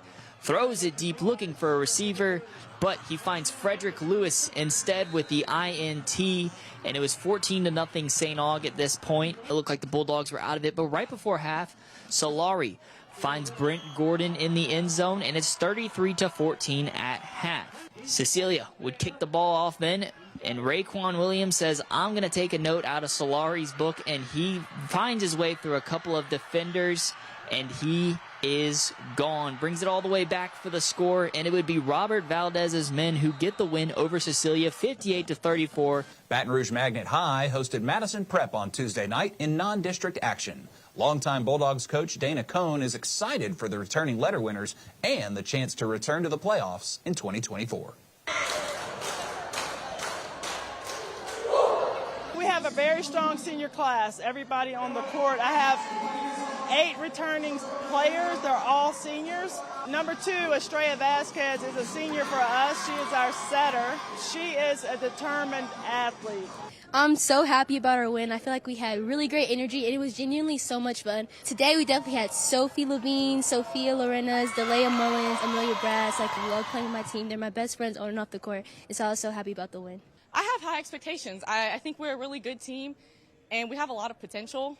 I think as long as we just get our mindsets right and we have, the right maturity level on the court, as long as we have the right mindset, we can't get in our heads when we mess up. We just got to, keep a positive attitude. We have a really special connection. All of us are, we're like family. We're all like sisters.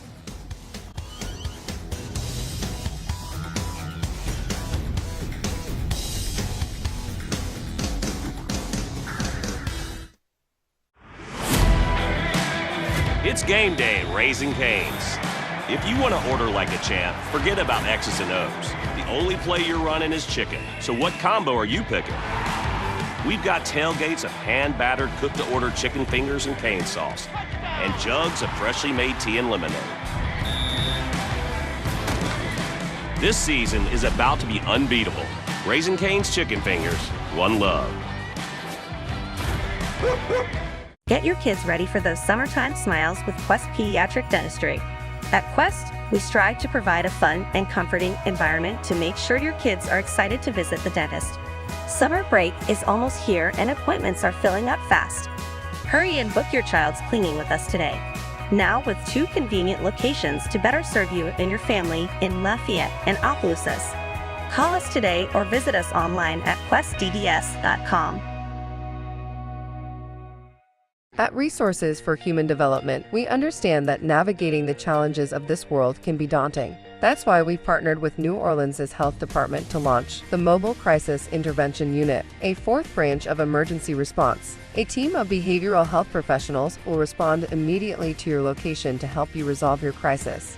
In our first 6 months, we've responded to more than 1,300 behavioral health crisis calls from the community, and we're just getting started. Learn more at rhd.org. From now on, it's all about us. Starting a family, buying a car, our first home. They told you to open an account, then turned you away. They said, come back when you're ready. You said, we're ready now. I know we're going to make it. Hope makes it happen. Thousands of your neighbors, many who never had a bank account before, improved their lives with Hope Credit Union. You can too. Brighter futures begin with hope. Back at Joe Yenny Stadium, it's halftime between these 2 long rivals, the Archbishop Shaw Eagles and the Rummel Raiders. Raiders trying to go 3-0 on the season, Shaw trying to go 2-1. Let's now hear from the Raider Band and the Chapelette Dance Team.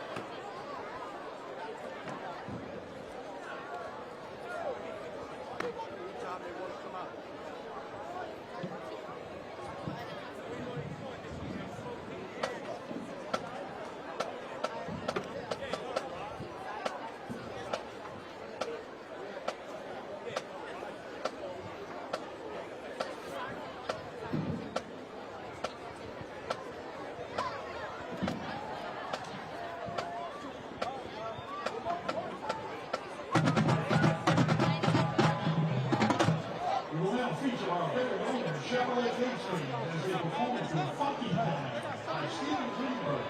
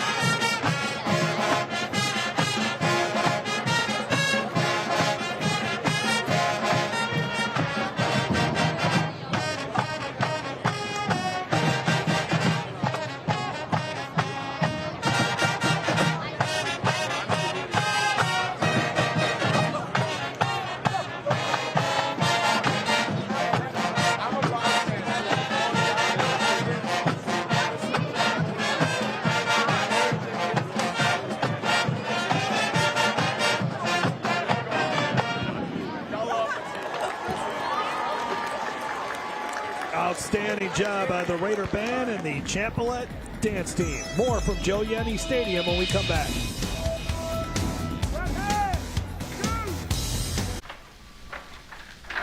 Hold on, I'm coming.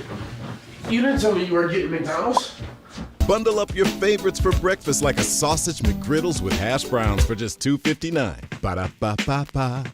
At Nick's Refrigeration, more goes into servicing your AC and heating system than you realize. Go! That's it. Good job. Good job.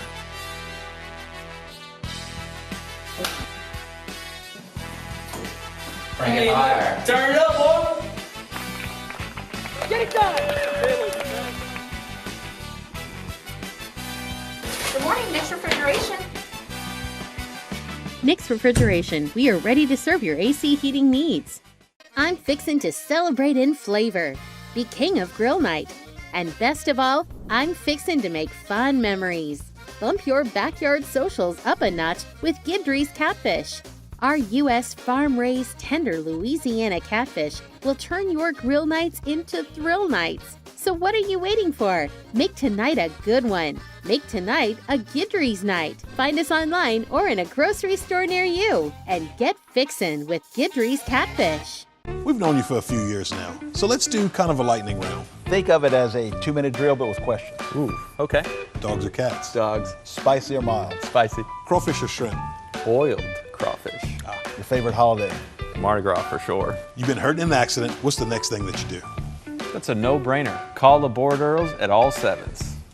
Bonus question. Favorite attorney, David or Digger? I plead the fifth. Well played. Wise choice. From upstream and midstream to downstream and renewable, you can count on Danos.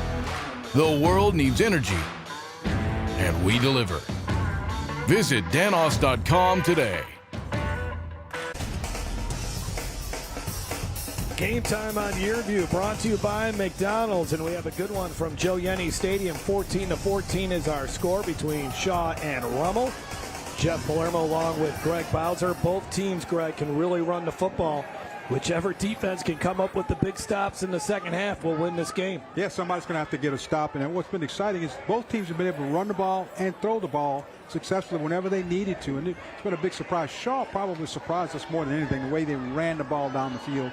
And then, Rummel didn't do bad themselves. They came back and had a long 80-yard drive. Great job. Let's take a look at our first half highlights. A lot to choose from in that first half. How about this touchdown pass to begin the game for the Raiders? Well, this was the Raiders' first opening drive at the start. They came out, got the ball back after Shaw scored, and then threw a long pass and got a touchdown. And then this was the one we were talking about on the drive. You see Shaw just running the football, no problem at all. How about Jasper Parker has been as good as advertised in this game? Yeah, Jasper Parker, he's the guy that's carrying the ball for me. 11 carries, 61 yards and a touchdown, and he got 1 touchdown receiving in the first half. Caleb Williams with this big play. That would set up the second touchdown of the night. And this was a really nice play as Wilson able to get it to Parker for that second touchdown. But Rummel would come back and tie the game in the second quarter. And then we see a little defense here, an interception. Yeah, that's just a miscommunication. You see the wide receiver just ran the wrong route or something, but the defensive back was in perfect position. He was actually on who catch the football. Kieran Jackson with that interception. And here's a look at your stats from the first half, brought to you by Laborde Earls Injury Lawyers. Well, you look at, what's really surprising, a -1 yard passing for the Eagles. And I thought they'd do a little bit better than that, but look, most of the damage has been done on the ground. Laborde Earls Injury Attorneys. Call all 7s or visit myside.com. So Rummel's going to get the ball to begin the second half. What kind of adjustments do you expect to see Shaw make defensively? Well, I think Shaw's they've got to move another man in the box against that running game, because if they don't, Rummel's going to just keep moving the ball down the field. I think they're going to do that. Put another man in the box, slow the run down. And if you Rummel, just keep doing what you're doing. Yeah. Let's take another break. We'll probably see more of Norman Taylor carrying the football for the Raiders, that's for sure. Second half kickoff when we come back here on Game Time.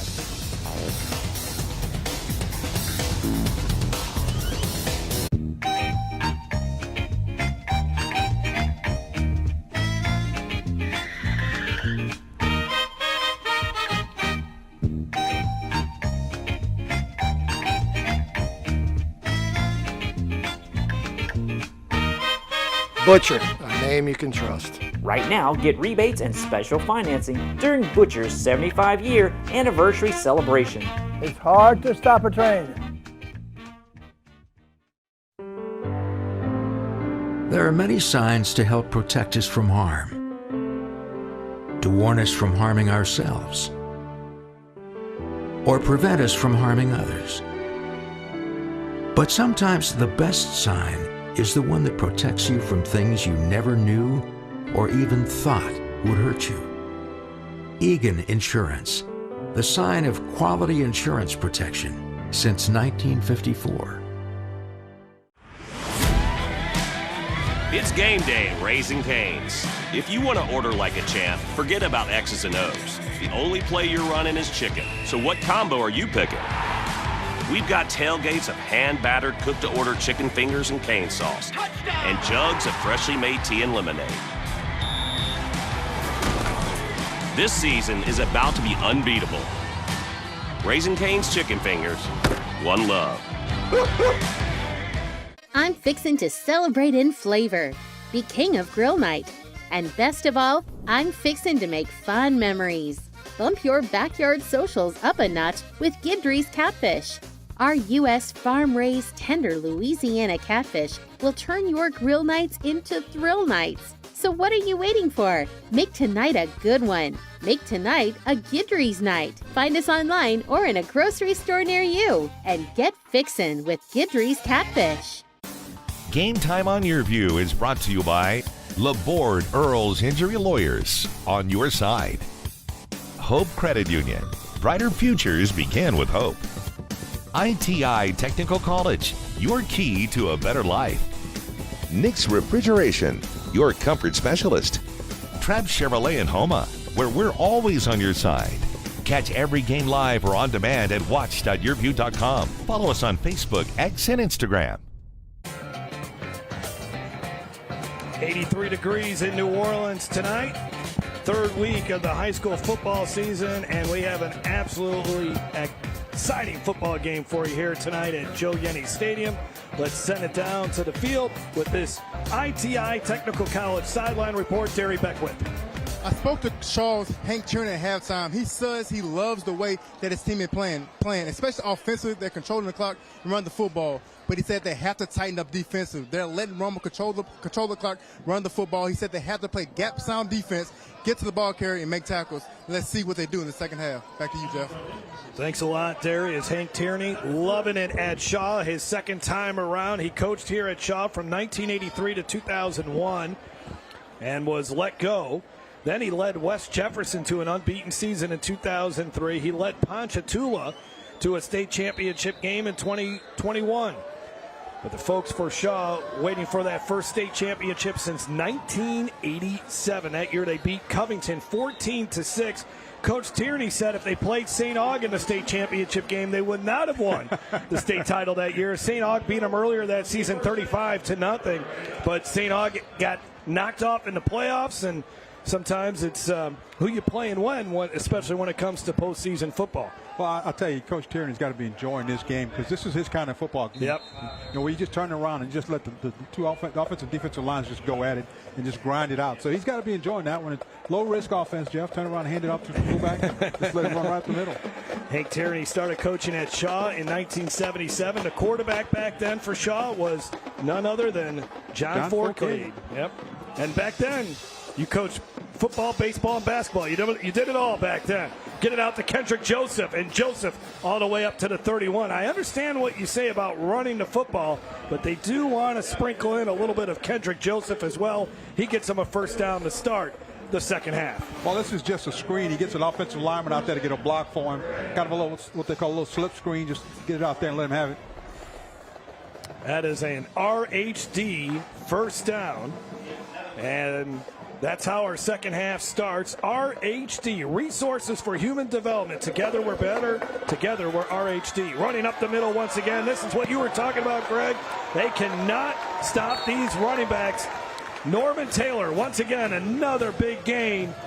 And Rummel suddenly into Shaw territory. I mean, watch the holes open up right here. This is good blocking. He gets to the up to the second level very quickly. And once that happens, he's tough to bring down. What are you seeing from that offensive line, Greg? They're kind of running like a counter trap. Yeah, they're starting to start the ball one direction to get the defensive slide with it, and then Norman's cutting it back against the grain, and the holes are there. I mean, they're just taking advantage of it. Jamar Jones is the best offensive lineman. He's a captain. UL Lafayette and Nichols are taking a look at him. 6'2", 285 pounds. Missed the first 6 weeks last year with an injury. If you watch Norman Taylor, I mean, when he gets the ball, he'll press the line of scrimmage, but it's that little jump cut that's getting him back against the grain, and they can't seem to adjust to it. Second down and about 7 here. I think it's the first time they held him for less than 5 yards. You're right. You're right.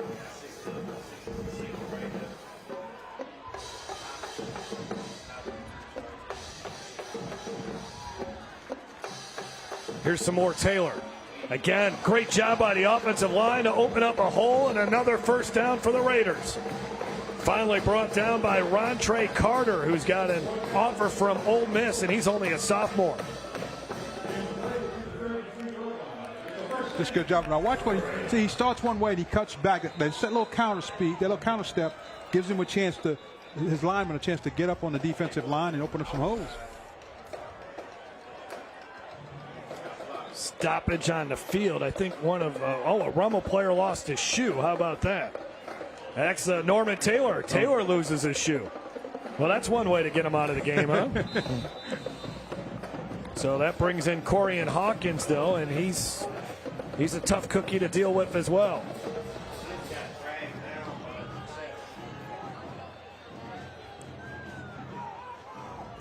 From the 33 now. A fresh set of downs once again for Rummel. Buggage quickly throws it over the middle, in and out of the hands of the receiver. As he zipped that one, it had a little bit of Tabasco sauce on it. Micah Green unable to make the grab. But you watch, I think he just threw this one a little bit too hard. Tried to force it in a small window and a little behind his receiver. So second down and 10 now for the Raiders. But I think you just got to settle down and wait till your guy comes back in the game, turn around and hand it off to him. And off to the races, Yeah, Taylor is back into the football game, and he will take the handoff. And there he goes. Taylor all the way inside the 25 as he drags the defender for a couple of yards. It isn't the most exciting, but it is the most efficient when you're able to run the ball like this. Sheldon Green makes the tackle. I mean, you see that counter? I mean, and he is doing a good job of, Taylor is doing a great job of getting in behind his offensive line and finding a hole. Very good feet. Watch how quick his feet are. 3rd down and 1. I see this a lot here, especially when there's a big-time recruit on the other side, and like Jasper Parker, his counterpart on the other team seems to always have a big game and say, hey, I'm a pretty good running back myself here. And Norman Taylor is probably opening up the eyes of a lot of recruits here tonight as he gets to the 19-yard line. Another 1st down, taken down by Rontre Carter once again. Carter, just extremely talented player, returning starter. He's the best athlete on that Shaw defense. We have a Shaw player down on the ground, and we're going to be dealing with the cramping issues on this warm night here in the second half. So they'll check out, or they'll go ahead and work on the player for Shaw who's dealing with a cramping issue. That gives us a chance to take a timeout here on Game Time.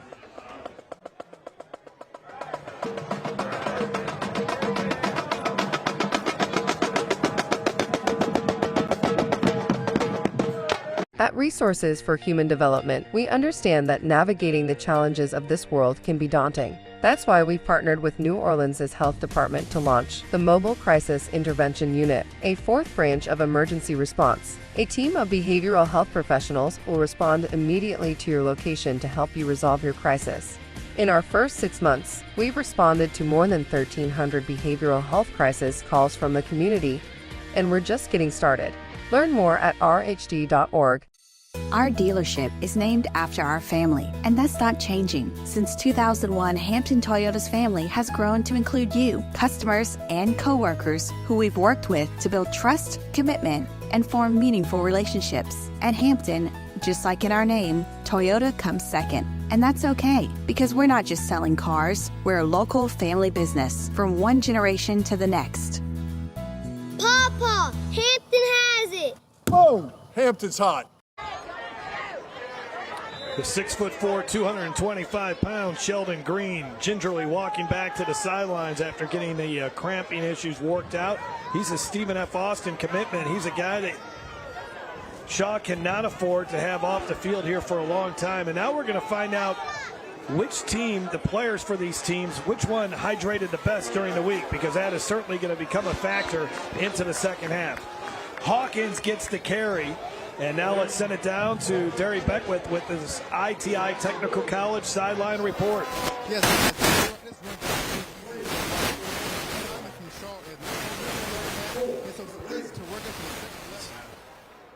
Now we unable to hear Derry there with the interference on the microphone.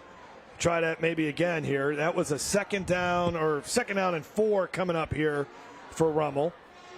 And quickly to Hawkins. Hawkins ahead of steam up to the 2-yard line. Got a flag, a late flag. Yeah, late flag flies in there. We'll find out what that's all about. I think it's going to be on the defense. I think you may have a face mask. Dewan Rivera. Yep. Eagle eyes there, Greg. Yeah. So doesn't really harm Shaw too much. Half the distance, he'll just spot the ball at the 1. This is, you get down to the 1-yard line, and what you do is you want to bring in your heavy package. They see the face mask, a clear grab with the face mask, 15 yards. But you bring in your heavy package on offense. That usually means you're going to have an extra offensive lineman somewhere in there, maybe a fullback. Yeah, we've seen them do this before, and Hawkins, number 25, the fullback, got it. And this time it's Taylor, and it's an easy touchdown, and the Raiders back out on top. It's 20-14, Rummel.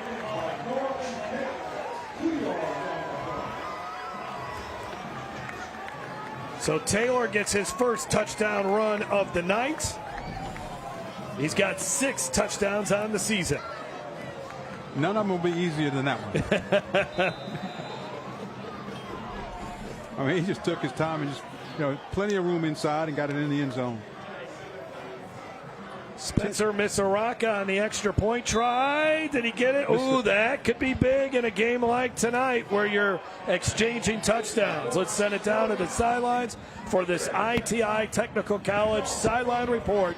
Derry Beckwith. Guys, the reason this run game is so easy for Rummel, Shaw's defensive linemen are not holding the point of attack. They're letting the old linemen from Rummel work up too quickly to the linebackers. And when those linemen get up to the linebackers, it's creating huge run lanes for these Rummel running backs. My good friend and former teammate at LSU, Marlon Favorite, is watching the game, a great D lineman. He is so upset. He says, I need to come down there and put it on a shoulder pass for Shaw to stop this run game. Hey now, Marlon. Hey now. 10 plays, 80 yards, 4 minutes and 30 seconds, and Rummel pushes it in the end zone, all on the ground. Just turn around and hand it off. Our scoring drives brought to you by Hampton Automotive. Hampton has it as Taylor gets into the end zone. They mixed in a couple passes, but for the most part, they ran it right down the throats of Shaw. And they're now a 15-yard penalty. I didn't see if that happened, I guess, on the extra point. And again, they'll kick from the 40. Wow. My feeling, I've said that I've been doing high school football games for 20 years, especially with the kickoff on the other side of the 50. I think this is always an automatic onside kick, Greg. That's my feeling. Well, I mean, that could be one play. I could see that. Jeff. What are you losing? You're not losing anything. No. What's the point of kicking it all the way in the back of the end zone? If you onside kick it, it's going to be somewhere around the 30-yard line. Yeah, if you don't get it, it'll be at the 30-yard line, so you give that extra 5 yards. And look, the way these two teams are playing tonight, you don't want to give them 5 extra yards. But you don't want to give them another possession. If you can steal one, too, that could be big in this game. And that extra point, man, that's going to be haunting Rummel here the rest of the way. Can't afford to have those in a game like tonight. Well, you can try a little sky kick, too. This might work out well, too. Caleb Williams. And that's a nice job all the way up to the 18-yard line. Let's take a look at the touchdown run here from Norman Taylor. Well, Taylor just to dive back, right? Just low-risk offense, turn around, hand it off, and then the extra point, I think he just pushed it. Just got a little bit too excited and pushed it. Eddie Connerly, the fourth, was one of the offensive linemen out there for Rummel that really created a big push. Now let's see if they can answer. So from the 17-yard line here for the Shaw Eagles, their first drive of the second half. Mason Wilson was really good in the first half, other than that interception at the end, but it didn't come back to hurt Shaw. They run it off the left side, and a couple yards there for Parker, and a couple big boys there for the Rummel Raiders in on the tackle, as he had Frederick Banks, one of the guys there, Jacoby Dunn. Big size on this Rummel team on both the offense and defensive line. Banks says 288 here on mine, but I think he's bigger than Greg Jones. He's a 3-year starter, number 45. He's 260 pounds. Gain of 2.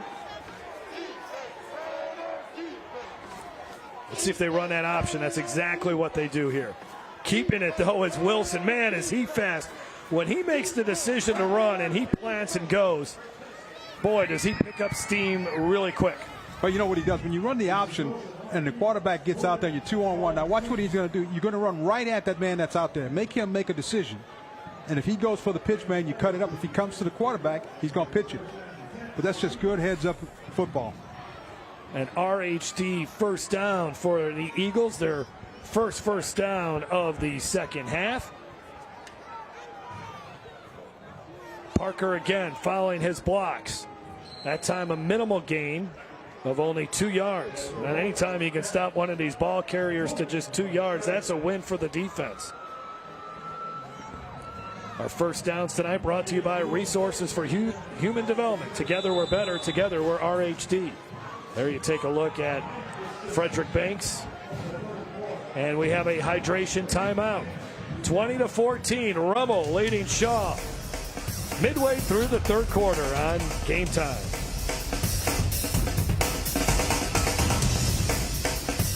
Quest Pediatric Dentistry and Orthodontics is now booking holiday appointments. Race to book your child's next cleaning today. Whether they're needing just a quick cleaning, orthodontics, or something in between, our friendly staff will make sure your child is comfortable and taken care of. And our patients under 2 get their first visit free. Now with 2 convenient and kid-friendly locations to better serve you in Lafayette behind Dino's South and Opelousas behind Lily Pad Pediatrics right off I-49. Hurry, call or visit us online to book your child's appointment today. At Nick's Refrigeration, more goes into servicing your AC and heating system than you realize. Go! That's it. Good job. Good job.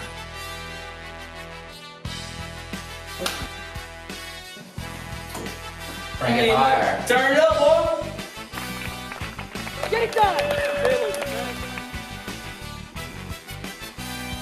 Good morning, Nick's Refrigeration. Nick's Refrigeration. We are ready to serve your AC heating needs. Jeff Palermo, Greg Bowser, and Terry Beckwith with you on a Friday night in Jefferson Parish. Slugfest here so far tonight between Rummel and Shaw. Parker can't get going there. Good job by the Rummel defense. They brought him down. Peyton Depolite leading the charge there for the Raiders, and a rare 3rd and long coming up here for Shaw. Well, that time, Rummel did a good job of getting a number of people to the football. Look at the number of blue shirts at the football. More defenders out there than blockers. Makes it a lot easier if you're on defense to make a play. That's right. So let's see what Mason Wilson does here. Might have to throw it, might have to get it to Jacob Washington, the Michigan commit.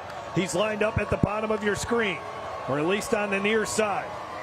Finister is on him defensively. Going the other way, though. A long pass on 3rd down and 7, and they do not convert on that. I didn't like that play call. I would have run the football anyway, because if you pick up any yards, you can still go for it on 4th down. And the way this offensive line has been blocking, Coach Tierney's got to be saying to himself, man, get behind the chains, and this is what happens. Yeah, that's not what they wanted to see there, that's for sure. So Rummel's defense comes up with a stand. And then we're going to see Henry Cardenas punt for the first time here tonight. We know he's got an outstanding leg as a kicker. And that's Kendrick Joseph ready to return. Remember, Joseph has outstanding speed. Shaw gave up a long punt return for a touchdown to Carr. Joseph trying to make one man miss. He certainly does. And there goes Joseph. Joseph across the 50, still on his feet.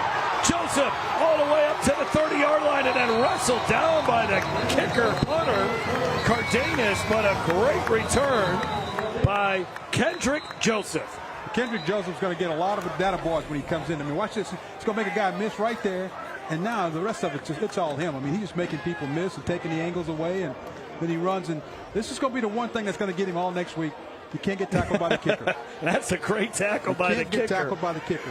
Great tackle by Cardenas. And now we also have an injured Rummel player who's also battling the cramps. Because that's the one guy they don't account for. They don't, they say, hey, we're going to block everybody else. You handle the kick. And there's a 15-yard penalty on Shaw as well. So this is actually going to move the ball up even more. Well, Shaw's got to come up with a stop face mask penalty there. Yeah, you're right. Shaw come up with a stop. Shaw defensively, this is where they need to force a turnover.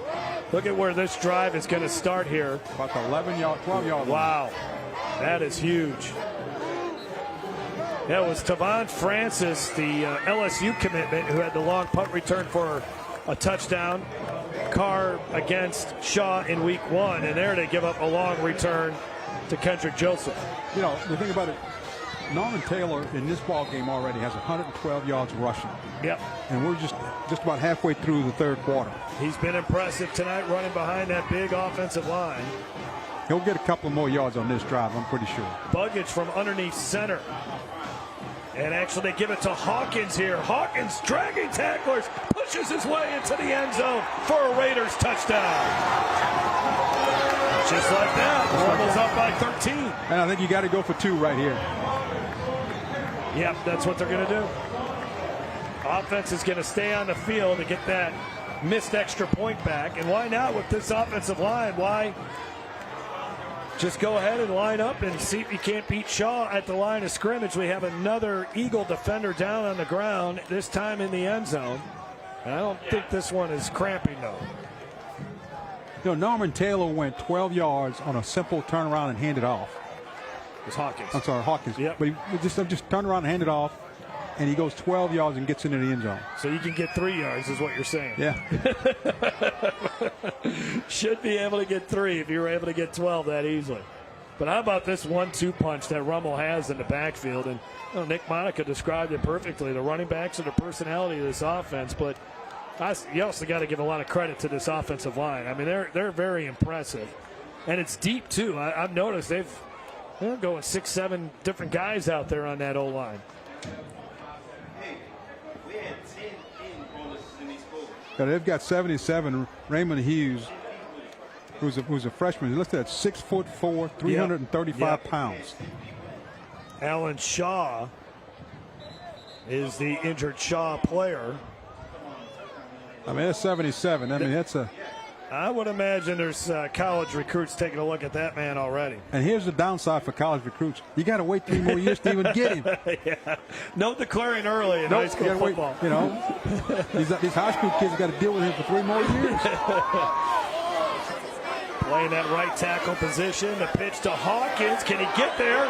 Made a great move in the backfield to get into the end zone. Boy, he left 2 Eagle defenders in the dust. You know, great backs can make the first guy miss. And that's what we're seeing these Rummel backs being able to do. Make that first guy miss, and then they get in the end zone. Well, that was an impressive run there because finally the Eagles able to get into the backfield, but it didn't matter. And these 2 running backs for Rummel are certainly putting on the show. Here's our Cox Mobile smart call of the game. Just hand it off inside, let it run it. And that was the smart call of the game, courtesy of Cox Mobile, the smart way to mobile. Learn more at cox.com/mobile. Now the scoring drive brought to you by Hampton Automotive. Just one play, 12 yards after the punt return and then the penalty. Hawkins takes it in for a touchdown that puts him ahead. Gives Rummel 28-14 lead. Hampton has it. And down on the ground now for the Shaw Eagles. That's Rontre Carter. And again, these injuries are starting to pile up here a little bit. We saw Sheldon Green not on the field there the last drive, and now Rontre Carter is probably the one guy they can ill afford to lose. Let's hope it's just cramping up and he can get back in here. Yeah.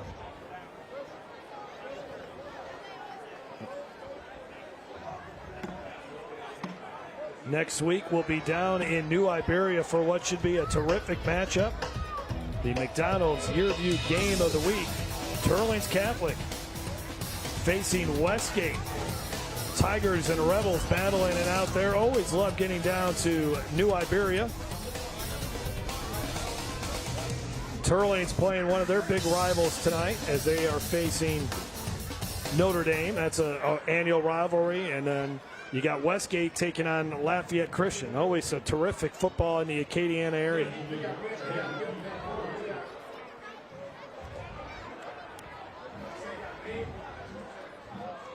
Misaraka was good, by the way, to see Rontre Carter able to walk off on his own power. Misaraka has it teed up here. Well, Shaw now, the offense facing a must-score drive coming up. Yeah, if you Shaw, you got to want good field position from this kick return.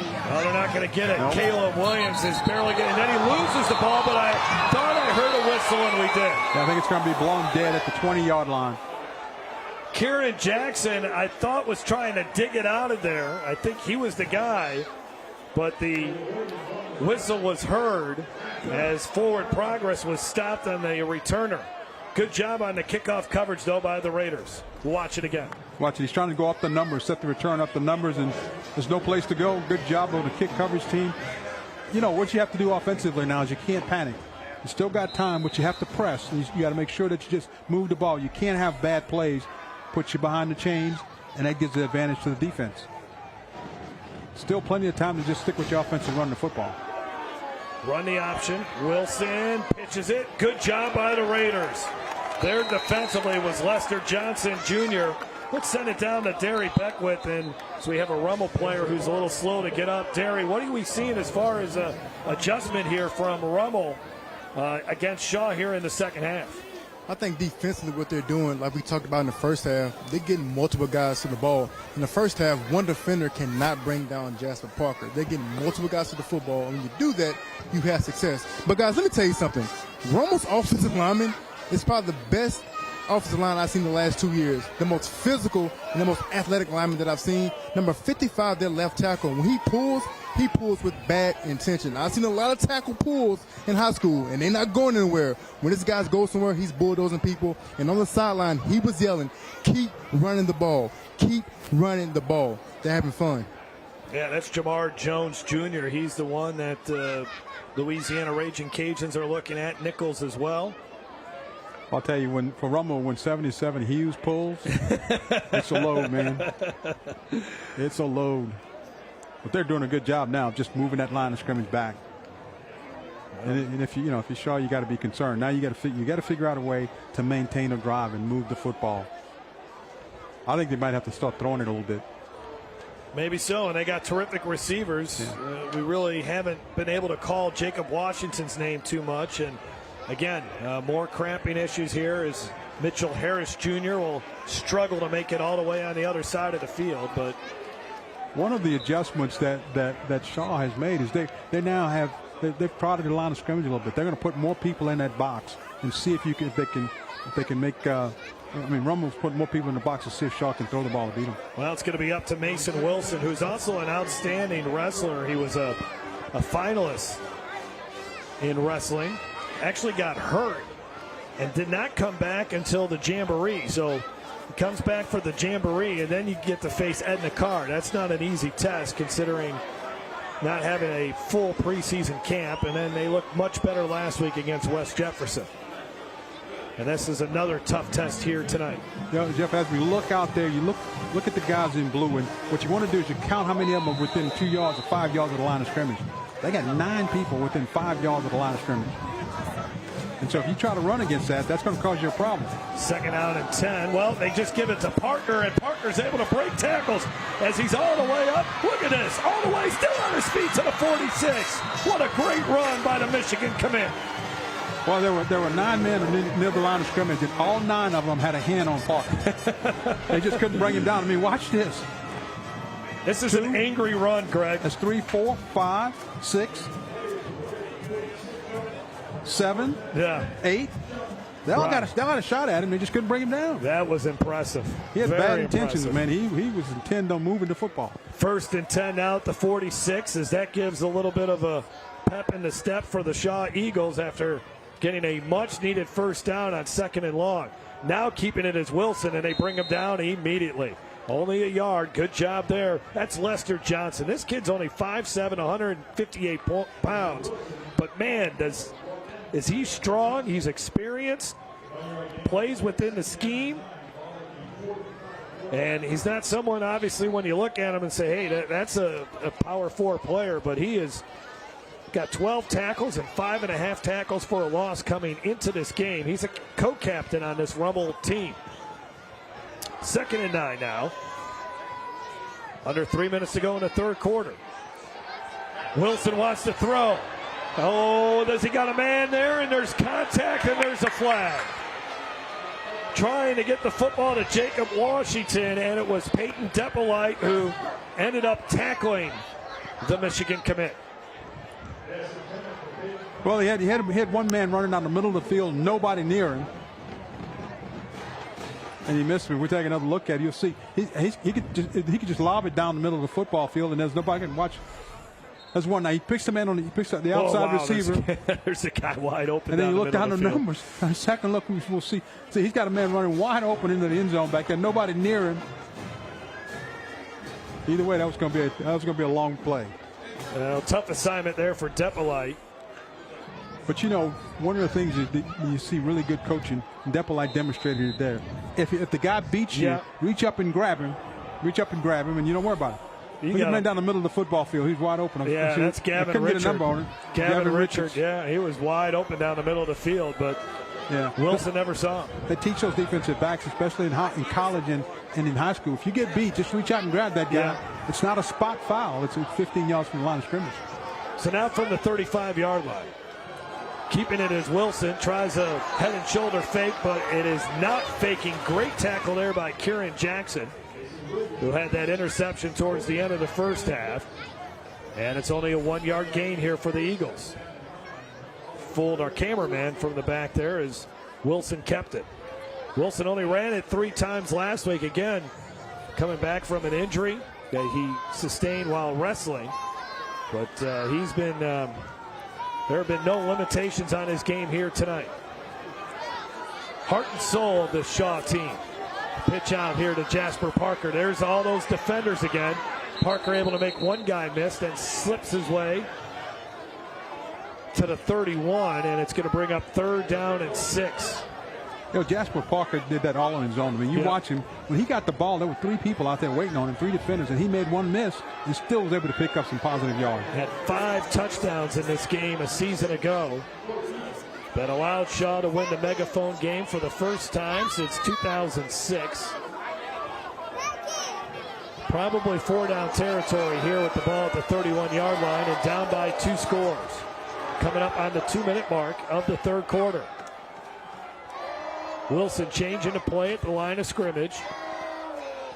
Got 0 seconds on the play clock, though, but they never called. Anyways, we're playing, and keeping it here is Wilson, and he's got the he's about a yard shy of the 1st down. No, he's got the 1st down. Yeah, he's got it. He's got it. So 1st down there for Mason Wilson. Good little run here. Well, he did a good job of holding the backside. Backside defenders were not able to close on him quick enough. Jacoby Dunn make the tackle. And that is an Resources for Human Development 1st down. Tonight we're better. Together we're RHD. Now it looks like the play clock is no longer working here at Joe Yenny Stadium because it's just stuck at 0. Wilson's going to throw, but he falls down, and then he just heaves it. Is that intercepted? Oh, this is going to be a break for Shaw. They're going to say he is down. That was an ill-advised throw there by Mason Wilson. Well, one of the first plays that Mason Wilson, one of the really bad plays he made all night. Yes, yeah. That's one you just take it and go down. You watch, he wants to throw it deep. Now watch his knee. Right there, it's down. Good call. Yep. And now we have a Rummel player down on the ground.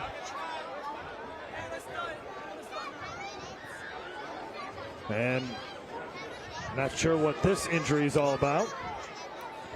Meanwhile, everybody hydrating. Man, you think about all the great players that have come through there at Shaw. If we've mentioned about John Forcade, how about the Joseph family? Vance Joseph, who's now the defensive coordinator with the Broncos, former head coach in Denver. Mickey Joseph, the #1 recruit in 1986, who ended up going to Nebraska, now the head coach at Grambling. Sam and Terry Joseph. They're building a new strength and conditioning center there at Shaw. That's going to be the Joseph Strength and Conditioning Center. Chiron Carey from Shaw, Ryan Clark from Shaw, and of course Redemptress has had, well, they only got maybe the best receiver in the NFL playing right now from Rummel. Look at the coaches there. They got their teams together, coaching them up, saying, hey, look, you got to talk to them. You got to get in. If you're Shaw, you got to say, hey, we have got to figure out a way to get this thing in the end zone. Yep. And we're back in this ball game. It's just that simple.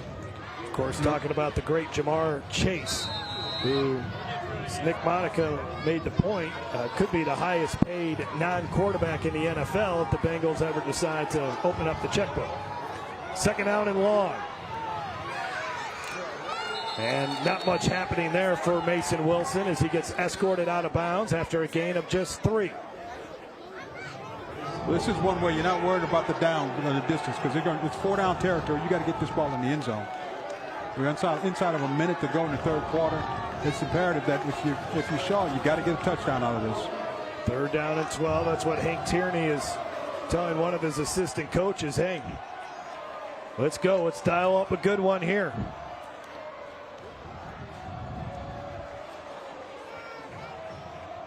Rummel's defense was great in the 2nd half last week against U-High. Did not allow a 1st down, and they have been tough so far here in the 2nd half against Shaw. We were tied at 14 at half. Pass over the middle and not able to hang on to it. That was a tough attempt there by Stephen Hewen to try to bring that in as he got hit by 2 Rummel defenders at the same time. I mean, you watch Buggage, he wants the slant route. I think he's got to realize that there are 2 defenders standing there and not throw that ball. Big fourth down coming up here. Kieran Jackson and also Tyrus Franklin, a sophomore cornerback, in on that tackle. A lot of these guys going down with cramps and other injuries. You're going a little bit further in that depth chart. Fourth down and 13. Big play coming up here for the Eagles, down by 2 touchdowns. Got to make something happen. Caleb Williams in motion. They throw, and it's caught and into the end zone. Touchdown, Jasper Parker. Boy, when you needed a play, they get it as Mason Wilson connects with Parker. I tell you, Jasper Parker is just running a little rail route. He comes out, he's running a rail route. You're going to see him to the right of your screen. This ball is underthrown. Watch him stop and come back and take it away from the defender. The other thing on that play, Greg, there were 2 defenders defending Jacob Washington, allowing Parker to have single coverage on him, and it made it easy on the underthrow for him to come back and get the football and then walk into the end zone. 27-yard touchdown pass. Cardenas adds the extra point, and we're back to a 1-score game. That's a bit deflating there for the Rummel Raiders. You had them 4th down and 13, and you couldn't come up with the defensive stop. Not only didn't come up with the defensive stop, you allowed a touchdown. Scoring drive brought to you by Hampton Automotive. Hampton has it. 11 plays, 80 yards, and then Jasper Parker back into the end zone for the Eagles. And let's remember, that was 4th down. Yes, I know. Yeah. That was 4th down in a bunch. This is a nice play call, though. Yeah, he just runs what they call a little rail route. He just goes on the backside. They look like they got him covered, but the ball is underthrown. And a good athlete just comes back and gets the football for the touchdown. 3 minutes and 47 seconds on that one drive. So Cardenas will tee it up. Mentioned Shaw, the one state championship was in 1987. They played in back-to-back state title games in 07 and 08, losing to Bell Chase in 08. Bastrop 07, lost to West Monroe in 2000.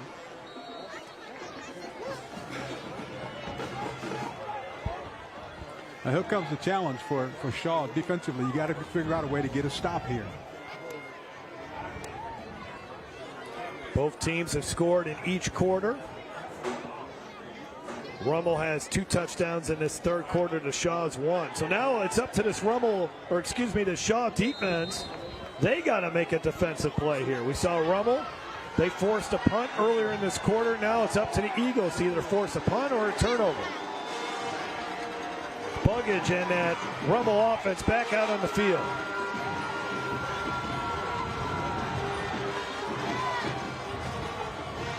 Buggage to throw, and they get it to Joseph. Joseph down the sidelines, and flag flies. I think it's going to be a face mask here. Either a face mask or a late hit, but I would hope it's more of a face mask. Jackson Williams made the tackle. Or it could be a horse collar, too, is what we're hearing from the truck. He made contact with Joseph while he was in bounds, and then the play continued out of bounds.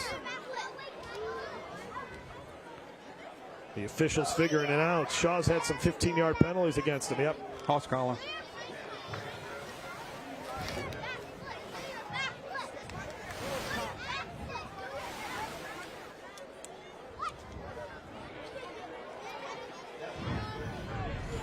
See if he got it from the backside. Just enough. I don't know. Just look. I mean, he was certainly holding on to the back of the jersey. I mean, I've seen worse, that's for sure. And now Jackson Williams will have to limp across the field.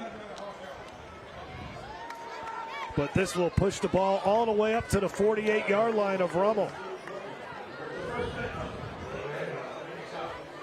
That's the second big 15-yard penalty called on Shaw in this quarter. Remember, they had one as well after the long punt return by Joseph that put the ball in the red zone. Led to an easy scoring drive for the Raiders.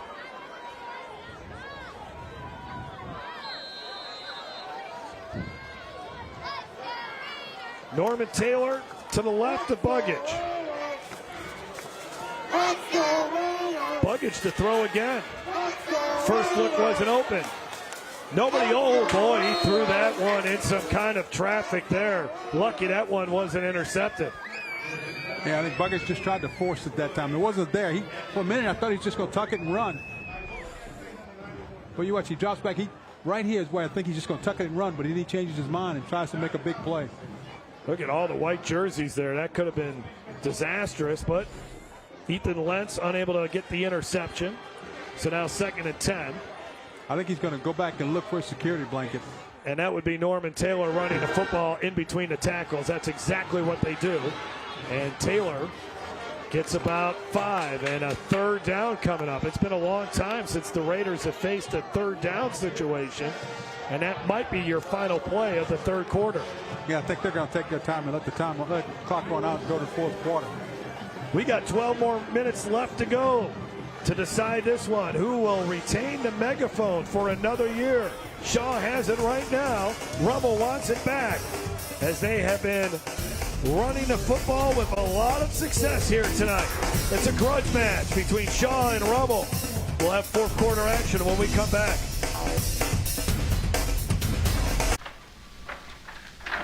Hold on, I'm coming. You didn't tell me you were getting McDonald's. Bundle up your favorites for breakfast like a sausage McGriddles with hash browns for just $2.59. Ba-da-ba-ba-ba. I bet you there's no better feeling than celebrating a touchdown with a fancy touchdown dance. Why don't you show us a few moves for when we get big settlements? You just gotta get into it first. You gotta run into it, and you gotta. I can't do that.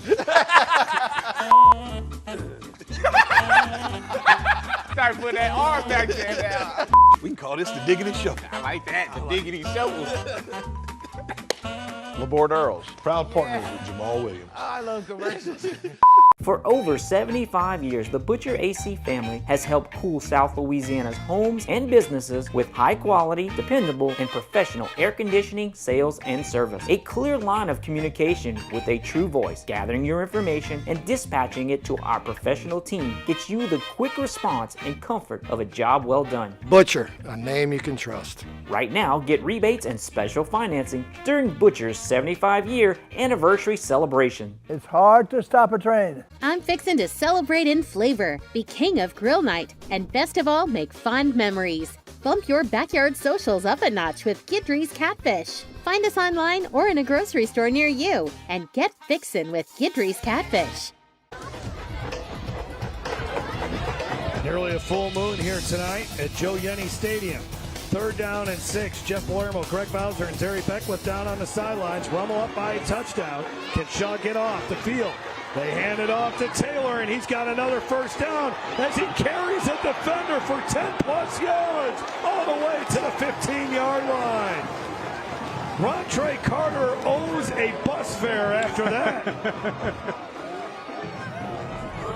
I mean, you watch just a straight handoff, good blocking up front, and then Taylor just does the rest of it himself. Nobody's going to get him down. Wow, what a ball game here tonight for Norman Taylor. And we are now down in the Hope Credit Union red zone. Hope Credit Union, brighter futures begin with hope. From the 17-yard line now. G. Buggage. Shaw brought up an extra defender in the box. It doesn't matter. It does not matter for Norman Taylor and the Raiders. Touchdown, Rummel.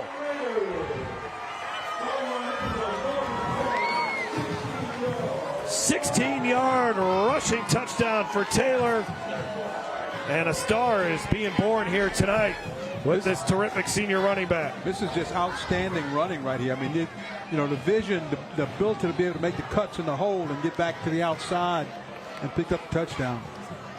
What a run. 2-score game again. Early 4th quarter. Extra point try. Misaraka makes that one. As Rummel back up by 14 points with 11:08 to go in this contest. That's just outstanding running. I mean, he's putting on a clinic here tonight. He certainly is. He certainly is. There's no doubt about it.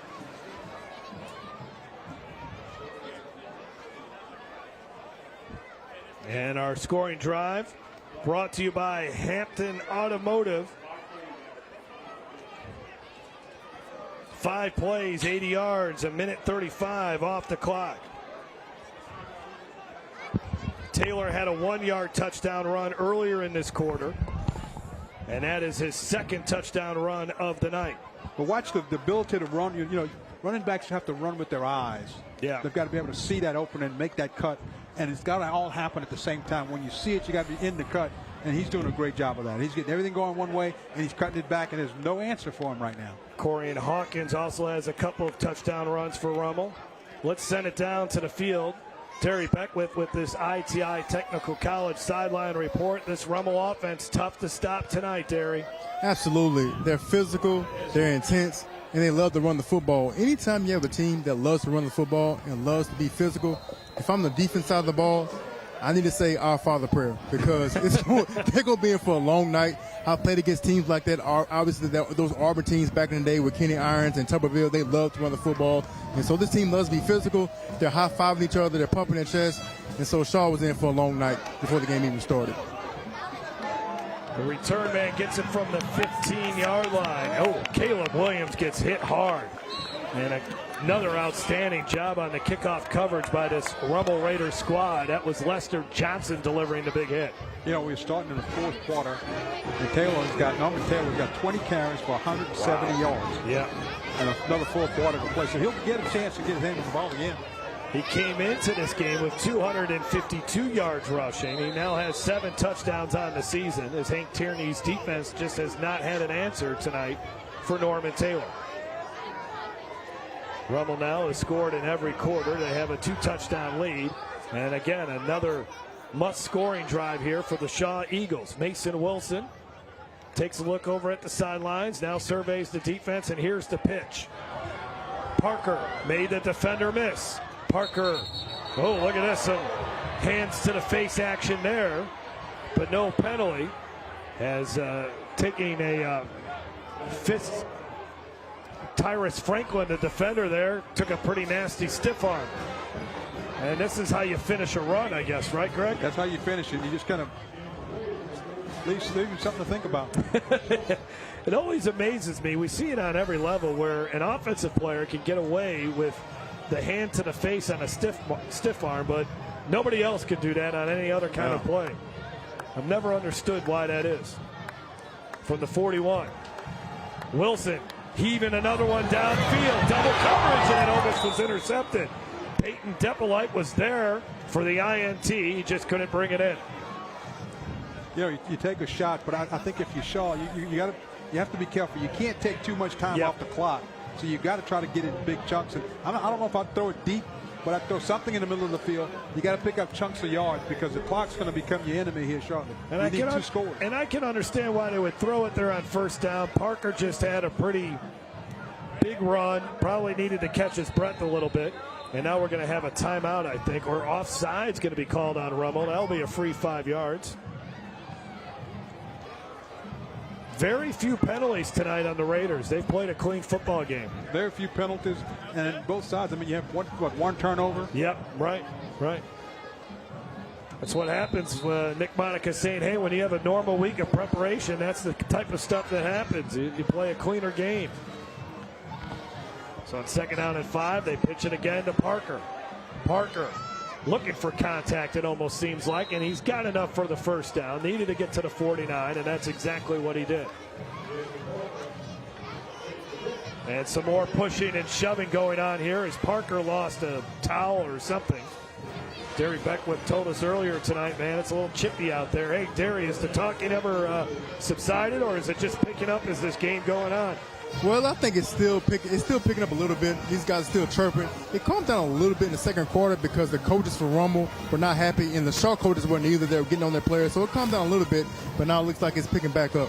Intensity picking up with just over 10 minutes to go. Uh-oh, razzle-dazzle here. Wilson's going to throw it. And if he can hit Gavin Richard, and he can't.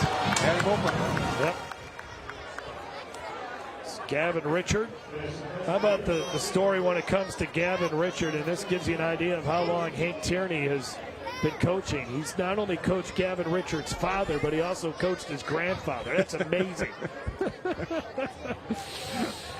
I tell you, I was down on the field before the game talking to the coach, and one of the things he reminded me of, he started coaching when I started college. Wow. I mean, you know, that's just a, I'm sorry, when I graduated from high school is when he started his coaching career. 2nd down and 10 at the 49-yard line. Mason Wilson nowhere to run. Great job by that Rummel defensive line. Frederick Bates. Also there, Lester Johnson Jr. And it's now 3rd down and long. Look at great job here. Good job of running to the ball. Look at the number of blue shirts over there. They weren't fooled at all.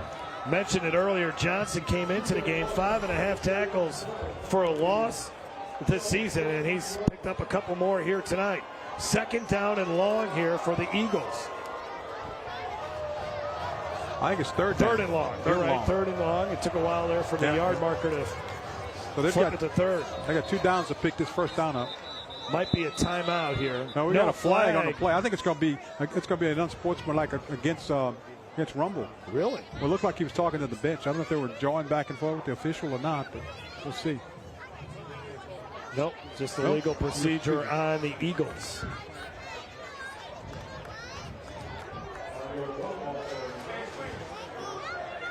So now 3rd and long here for Shaw. And so, you know, at this point, it's 3rd and 17. Shaw doesn't pick this up, Greg, this game's over. Well, what you want to do here is you want to make sure your quarterback understands you want to pick up about half of this. Yeah. And then, because you're going to go for it on 4th down. A timeout has been called. We have 9:16 left to go. Shaw has their backs to the wall. We'll see if they can come out swinging. We'll be back after this.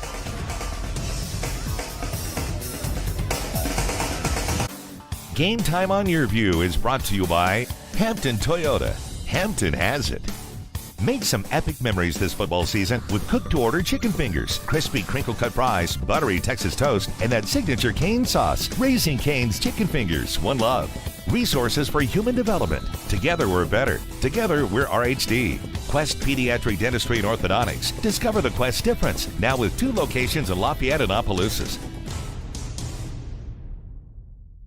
Our dealership is named after our family, and that's not changing. Since 2001, Hampton Toyota's family has grown to include you, customers, and coworkers who we've worked with to build trust, commitment, and form meaningful relationships. At Hampton, just like in our name, Toyota comes second. And that's okay, because we're not just selling cars, we're a local family business from one generation to the next. Papa, Hampton has it. Boom, Hampton's hot. 3rd down and 17. So we're at Joe Yenny Stadium, just outside of New Orleans in Jefferson Parish. Jeff Lermel, Greg Bowser, Terry Beckwith down on the sidelines. The Eagles are down by 2 touchdowns, and they are facing 3rd down and 17.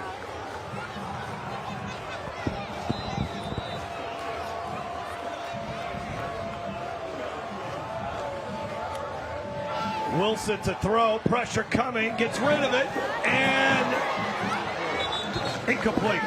Boy, big collision there in the middle of the field as they try to get it to Jacob Washington, and Washington is slow to get up here. Shaw's punt team is coming on. They took a big shot. You watch, he's just going to, I think they're just trying to throw it up and hope he can go and make a play. Yep. And Depolite reacted to the football very well there, the Raider defensive back. He's got to throw it with a little bit more zip. He kind of hung it up there, allowing the defense to react to that football. The quarterback has to see the safety on the other side. You can't rely on your receiver to do that. Don't throw it so he has to go into him. Cardenas to punt. Remember, the last time he punted, it was a long return. They might go for it anyway. Oh, it might be a fake here of some sort. Cardenas, now what do we got? A flag. It's going to be an illegal. An illegal procedure. No, there was a Shaw player 20 yards down the field. Yeah, false start penalty. Somebody didn't get the call. Yeah.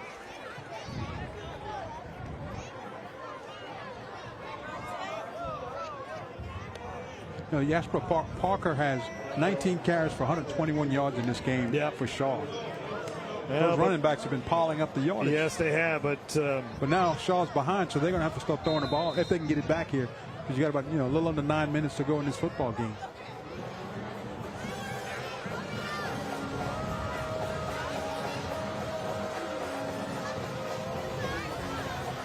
Good punt by Cardenas. Going to take a Shaw bounce. Going to be down at the 23-yard line. Now let's take a look at our defensive play of the game, brought to you by Mercedes-Benz of Baton Rouge. And it's going to be this interception here that Mason Wilson throws. Ended up being picked off by Kieran Jackson, the junior defensive back. Our Mercedes-Benz of Baton Rouge defensive play of the game. Progress and performance that never stands still. And that interception kept Shaw from taking the lead before halftime. And there's a discussion going on here on the field. They call it an illegal block, a crackback block on Shaw, so it's going to be a 15-yard penalty, which will give Rummel pretty good field position. Yeah, another 15-yard penalty that goes against the Eagles. That's been another big factor in this game, as Rummel has this 14-point lead, and now they look to salt this one away.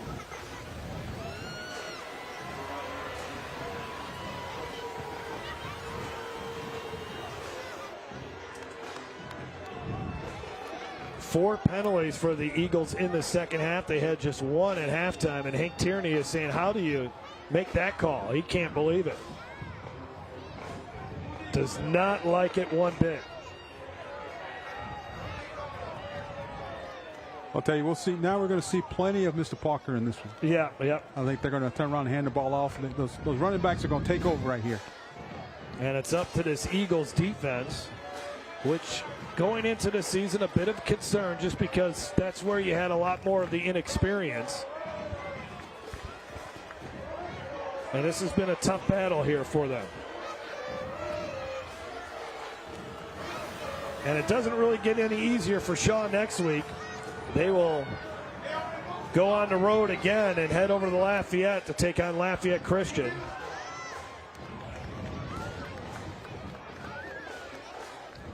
Got a sideline warning. Got all kinds of stuff being called against Shaw there. Unsportsmanlike penalty call against the Eagles bench. Like Hank Tierney wants him to explain to him what the call was. Coach Tierney said, hey, look, somebody's got to come over and explain it to me.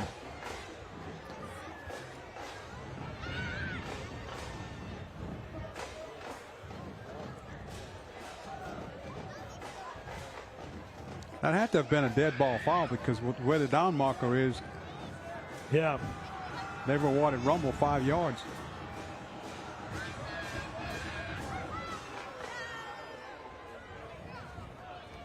Yeah, we're going to play. They're going to play a 1st and 5.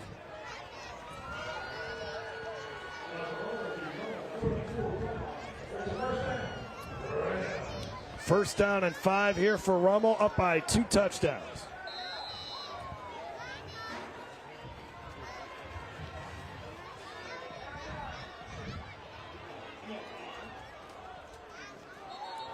Only 3 yards there that time for Norman Taylor. Or actually Hawkins. Corian Hawkins actually got the carry. Rummel started the season with a 42-35 win over Lafayette Christian in the Superdome. Hawkins rushed for 77 yards in that game.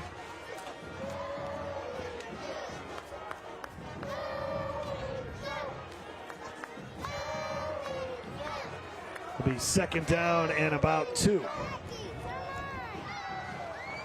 It'd be interesting to see if Rummel decides to take a shot down the field because they got man coverage on the outsides. Hawkins off the right side. 1st down and more, all the way to the 37-yard line. Not as long as they keep picking up yards like that. And they've been gashing this Shaw defense all night long. Yeah, Shaw just doesn't have an answer for him. No.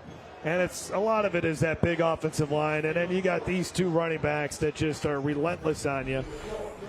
Got a Shaw player down on the ground with the cramping issues. Well, we bring in Derry Beckwith. Derry, you said this has been a terrific performance by the offensive line. I mean, Shaw just doesn't have an answer for it. I know usually we interview the quarterbacks, wide receivers, DBs after the game, all the glamour positions. But I think we ought to consider this offensive lineman for Rummel being the MVPs. The big uglies are putting on the show tonight. Yeah, Shaw just no match for it. Rummel's going to jump into Catholic League play next week. They'll be hosting John Curtis, and then it'll be Brother Martin, Warren Easton, who's now part of the Catholic League. They'll play them on October 12th. They'll take on St. Aug in week 7. And then it's Holy Cross, Jesuit, and then Rummel will finish out the season playing Endicott. Just a relentless schedule. And Nick Monica thought he might have the toughest schedule in all of state, and it's hard to argue against him, especially when you start the season by facing teams like Lafayette Christian, U-High, and then this Shaw team who, despite what might be a loss here tonight, I think they have the opportunity to make a deep run in the playoffs, just like they did last year. They got to the semifinals. They ran into a buzzsaw when they took on St. Thomas More. That was a game that didn't get over with until, like, if you remember semifinal Friday night last year, the big rain, thunderstorm. Of course, the Rummel Catholic High game was not completed until the next day. Shaw and St. Thomas More, they just sat it out for a while, and they didn't finish playing until after midnight.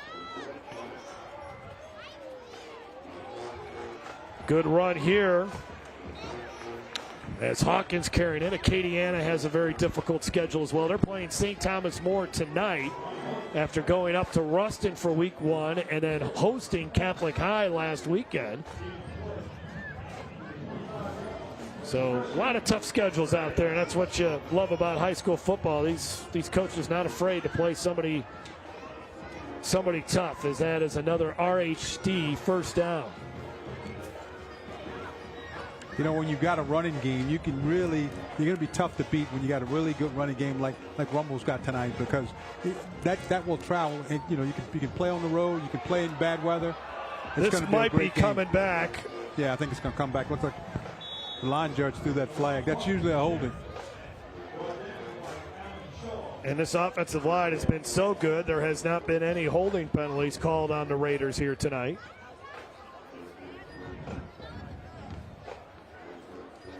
Over in Laplace, it was Dunham over St. Charles Catholic, 20-15.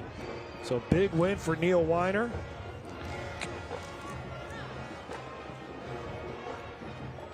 West Monroe over North DeSoto, 63-14. By the way, congratulations to Dale Weiner, the former Catholic High football coach, as he will be inducted into the Louisiana Sports Hall of Fame next summer. Also, Danny Broussard, the longtime boys basketball coach at St. Thomas More, 6-time state champion for the Cougars, and he will be going into the Louisiana Sports Hall of Fame next summer.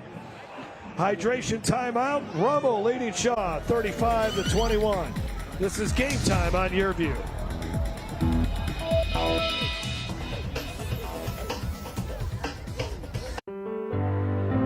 Today, it's not just how much you make that counts, it's how much you keep. At Egan Insurance, protecting your wealth is our major priority, one that comes with a promise that no matter what threatens your wealth, accident, theft, fire, or illness, we'll be there to protect your financial assets just as we have for more than 60 years.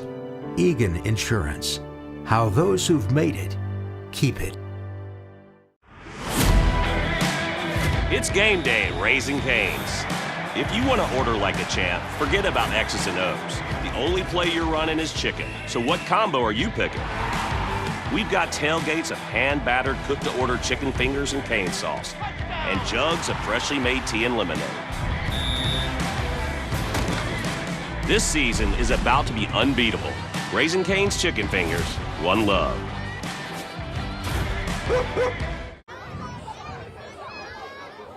Back at Joe Yenny Stadium in Jefferson Parish, Jeff Palermo, Greg Bowser, and Derry Beckwith. First down and about 16 here for the Raiders. They're up by 2 touchdowns after the holding penalty. They give it again to Hawkins, and Hawkins hit right at the line of scrimmage. We haven't seen too much of that here tonight from Shaw. There defensively for the Eagles, Omari Johnson, a junior defensive lineman, making the tackle, and it's second down. A couple of other scores here from tonight. Acadiana beating St. Thomas More 20-7. I can't remember the last time the Cougars have been held to just a touchdown in a game. That's been a long time. It has. That tells you how good that Acadiana team is. They beat Zachary last week. Wrecking Rams losing to Catholic High last year in the Division I Select State Championship game. Looking mighty impressive so far early this season despite the loss to Ruston. Bruggage's pass is incomplete as he threw it up the seam. No flags, and it's 3rd and long. And then another score from Baton Rouge. University High defeating Catholic High in overtime. That's the second straight year the Cubs have beat their crosstown rivals, the Catholic High Bears. 27-21 was the final score in that one in OT. Cubs getting it done in overtime. A little extra innings. And that Rummel win, it looks even bigger now. The fact that U High went on to beat Catholic High. And speaking of things we haven't seen in a while, Catholic High now has dropped 2 in a row. They lost last week to St. Thomas More. But yeah, they lost 3 games early last year too before they finally figured things out and got it going. Big adjustment last year when they had Daniel Beal back, but a lot of their skill position players were not with Catholic High, including Shelton Sampson. We're going to see the Rumble's going to try a field goal here. 40-yard attempt. I think it's well within his distance based on what we've seen earlier. Actually, where they spotted, it's going to be a 39-yard attempt here for Spencer Misaraka. Straight on kick here, making a 3-score game. And he missed it. Well, Eagles do have a bit of a pulse. And they're going to need to score here quickly. Shaw does have all 3 of its timeouts with 4:25 to go. Yeah, the problem that Shaw has is that what they need to do is going to something they haven't done really well all night, is throw the football. But they got a talented wide receiver in Jacob Washington that could certainly make some plays for them. It's now time for our hot, cool play of the game. And that was a pretty cool play there as Mason Wilson at the last second finding Jasper Parker. And they get into the end zone there. That was a big play at the time for Shaw, and it still is if they want anything to do as far as trying to come back and win this game. Looks like they might have tried to do a double pass, and now Parker heaves it, and it's lucky it's not interception. Shot a little tricky there. Yeah.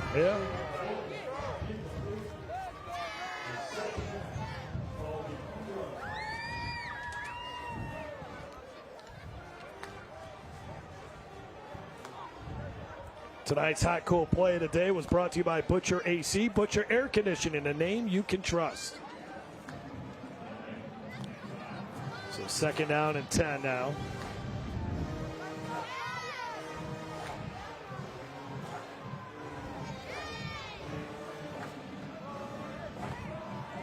Wilson rolling to his left.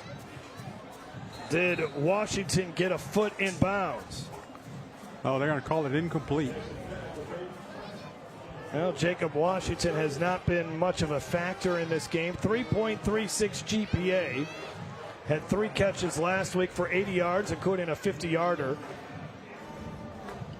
He's been working on his route running and getting out of his breaks. Robbie Green, who played at Shaw and went to Alabama as his personal trainer. 3rd and 10. Pressure. And going down is Wilson. Able to escape Marconi, but could not get away from Frederick Banks, who cashes in with the sack. Well, at one time to dial up the blitz, that time they came with it, and easily beat the offensive lineman, the right tackle, Adam Lamarck. And the clock keeps running. We're under 4 minutes left in this game. And with the being 4th down and 16, Shaw is forced to punt.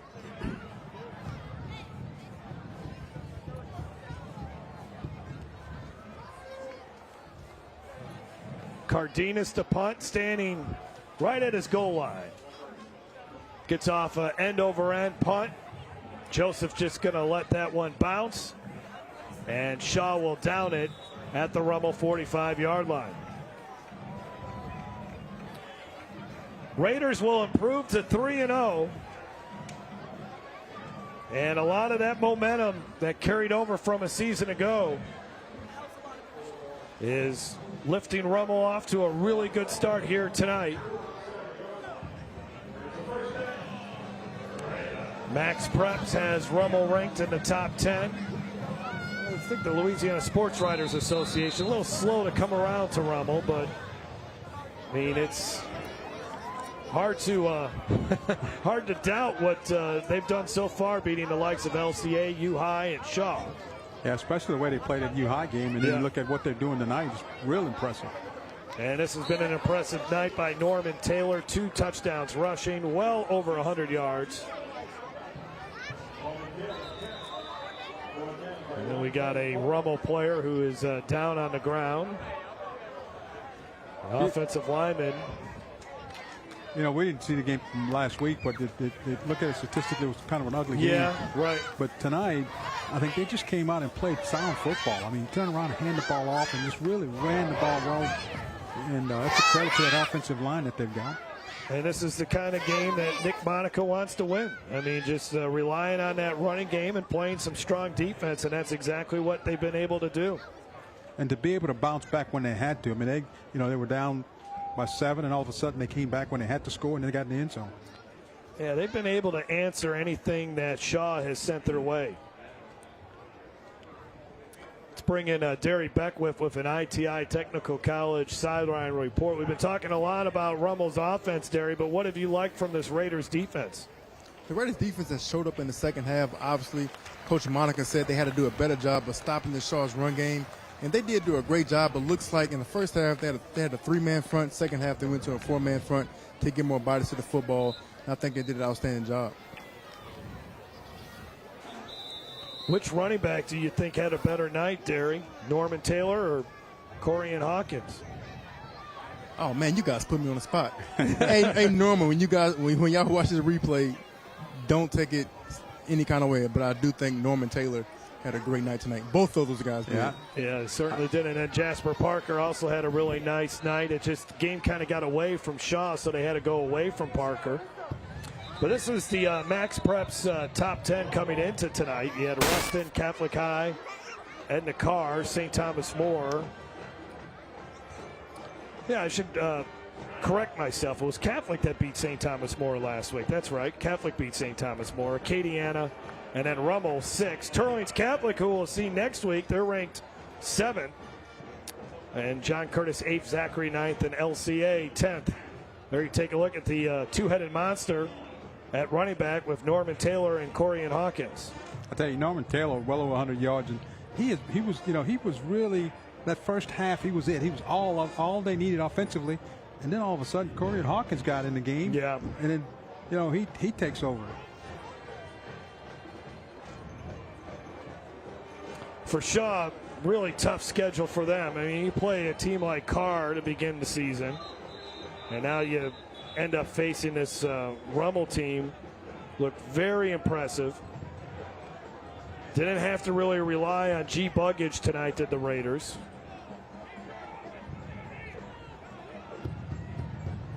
But Taylor and Hawkins is a very, very good 1-2 punch. Taylor and Hawkins are good running backs, but I got to tell you, I'm going to agree with Derry. You look at those big guys up front, and they were moving some people off the line of scrimmage. I mean, those are huge holes for those backs to run through. 2nd down and 5. They run it here with Hawkins. He gets around the end, and Hawkins inside the 20 and all the way down to the 7-yard line. Jackson Williams finally tackled him. And Corian Hawkins continues to have a big night as well. Some great blocking, and boy, that was a nice block there by number 14, Mark Shesby, that sprung Hawkins. I think it may come back. That may be a holding call out there on the outside. Looks like somebody reached around and grabbed him. We'll see. The officials will sort this out for us. Yeah, that's the former defensive player. I mean, they get a big run like that. Somebody's got to be holding you somewhere, right. You know. Watch the tight end right there. Reach out and grab it. Yeah. Yep. It'll be the tight end, Sam Smith.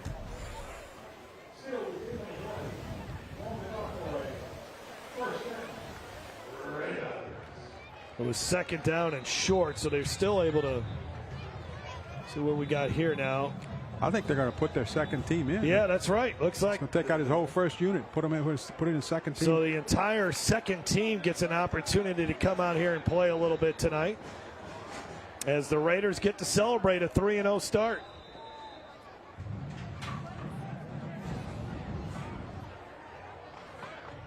So a nice touch here by Nick Monica to let the second string get a chance to go out there here tonight. Running the football there as Tyler Holden is the quarterback, and Jaden Terrence, a sophomore running back, got a chance to carry it for 2 yards. Get a little game experience for some of the young pups, huh? Yep. Well, that offensive line just got a little smaller, didn't it, Greg? Yeah, that's when you look over and say, well, these guys been all right. Second down and 8. Great win for Nick Monica and the Raiders. Holden, he's a sophomore. And a no play clock here.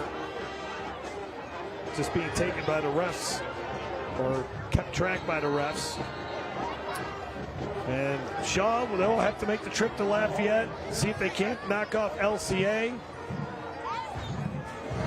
Rummel, they'll get ready for Catholic League play next week. I tell you, when they go back and watch the film, they're going to have to be, they're going to be real happy. I know the Rummel coaches should be excited about their running game. They're able to move the football, and got to be pleased about the defensive front. They stepped up when they had to get a stop, and they did it.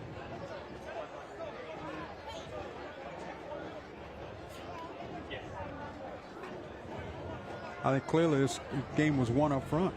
Yeah, it certainly was. I mean, Rummel's offensive line was just too tough here tonight.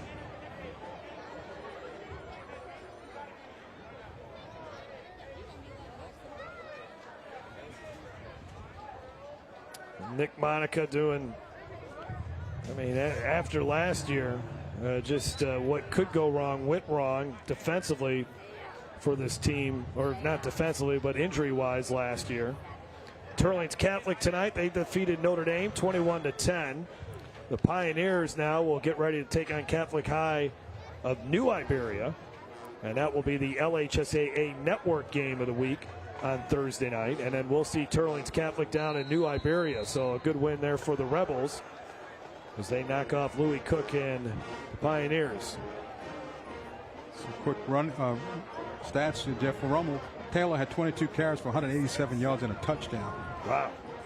Hawkins 10 carries, 72 yards and 2 touchdowns. Pretty good night. Not a bad night. Zachary Broncos rebounded from that loss to Acadiana last week as they defeat Carencro 34-33. What a game tonight up in Zachary. Chalmette over Holy Cross 9-7 tonight. Jesuit defeated Bonneville 38-14. Central of Baton Rouge took care of Walker 42-16. We'll see Central in a couple weeks when they take on Lafayette Christian. Tonight, that's going to do it. Yep, all about the Rummel Raiders. They only won 4 games in the regular season last year. They're already up to 3 here tonight, or this season, as they are going to get the megaphone back after Shaw held on to it for 1 year, as the Raiders take care of the Shaw Eagles 35-21. It was a great effort in the second half last week against University High. Same thing here tonight defensively for Nick Monica's team. They really shut down this Shaw offense in the second half. We'll take a break, and we'll have some post-game from Joe Yenny Stadium as the Raiders are 3-0 after a 14-point win. And you saw it here on Game Time. I'm fixin' to celebrate in flavor, be king of grill night, and best of all, I'm fixin' to make fun memories. Bump your backyard socials up a notch with Guidry's Catfish. Our U.S. farm-raised tender Louisiana catfish will turn your grill nights into thrill nights. So what are you waiting for? Make tonight a good one. Make tonight a Guidry's night. Find us online or in a grocery store near you. And get fixin' with Guidry's Catfish. At Resources for Human Development, we understand that navigating the challenges of this world can be daunting. That's why we've partnered with New Orleans' health department to launch the Mobile Crisis Intervention Unit, a fourth branch of emergency response. A team of behavioral health professionals will respond immediately to your location to help you resolve your crisis.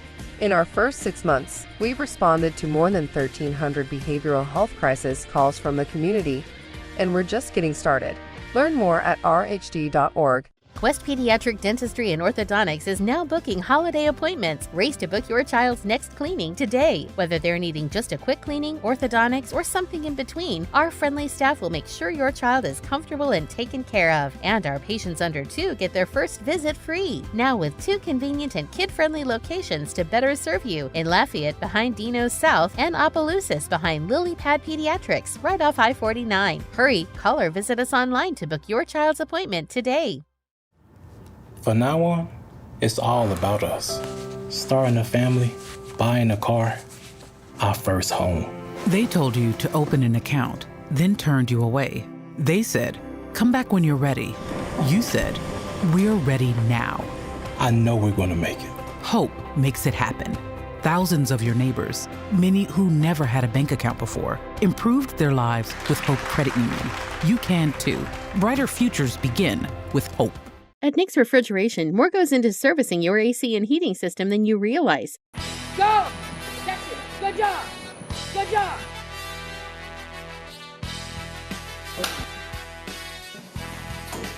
Bring it higher. Turn it up, boy. Get it done. Good morning, Nick's Refrigeration. Nick's Refrigeration, we are ready to serve your AC heating needs. The megaphone is back in the possession of the Rummel Raiders as it was turned back over after Shaw occupied it for 1 year after this 35-21 win for Rummel over Shaw. And nice celebration here for Rummel. It's now time for our player of the game, brought to you by Raising Cane's One Love. And it was hard to choose between whether the offensive line, Hawkins, and we're going to give it to Norman Taylor, who had a couple of rushing touchdowns here tonight and well over 100 yards rushing. Big run by Norman Taylor. One of his many big runs tonight. Yep, and he had plenty of holes to work with. And then the other thing is that when he did get into that secondary, he was just so hard to bring down. Terry Beckwith has our Raising Cane's player of the game. Norman, outstanding game. Running the football is a mindset. How are you so effective tonight? First of all, I want to thank God first, and secondly, my O-line. My O-line did a tremendous job tonight, and it was the biggest factor on me running the ball tonight. So, big ups to them, and big ups to the play calling from Coach Schenkel. How important it is for a running back to have communication with his offensive lineman? I feel like it's really important because if you're on the same page with them, then no one can stop you for real. The O-line, they're the motor of the team. They are what gets us going. So, yeah, just having communications is a big time thing. What is like having that megaphone back? You gonna shout tonight? It's amazing. Yeah, we definitely gonna shout, party, do whatever. But it's amazing to get it back and knowing that it's not going back over there for sure. Absolutely, good game, man. Keep working hard and sacrificing. Absolutely. Let's now bring you our drive of the game, brought to you by Trapp Chevrolet. Trapp Chevrolet in Houma, where we're always on your side. And it started off, this is where the game was tied, Greg, in the third quarter, and a good mix of run and pass, and then a lot of Norman Taylor on this drive. A lot of Norman Taylor. And watch him as he picks his way through the line of scrimmage. But when he gets in the secondary, he is difficult to bring down. When he gets out there, and many times tonight he's carrying 3 and 4 defenders into the end zone. This one was easy. Just once he got inside the 1 yard line, that was it. And you could see that push by that Rummel offensive line. We'll take one more break and then wrap things up from Joe Yenny Stadium. The Raiders win it tonight by 14.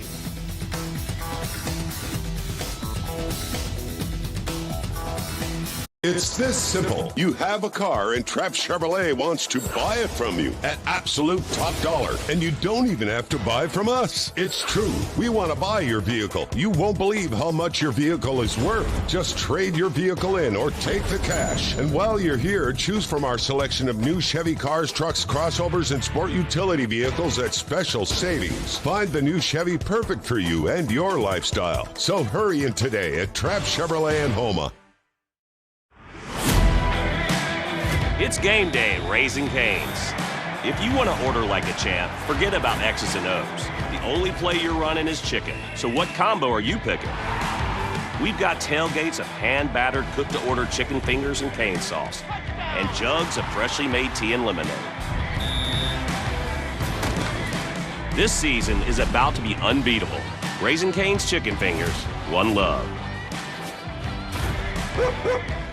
The Baton Rouge Clinic has been taking care of you and your children for over 75 years. From East Ascension to West Feliciana, from Zachary to Denham Springs, we'll keep you in the game.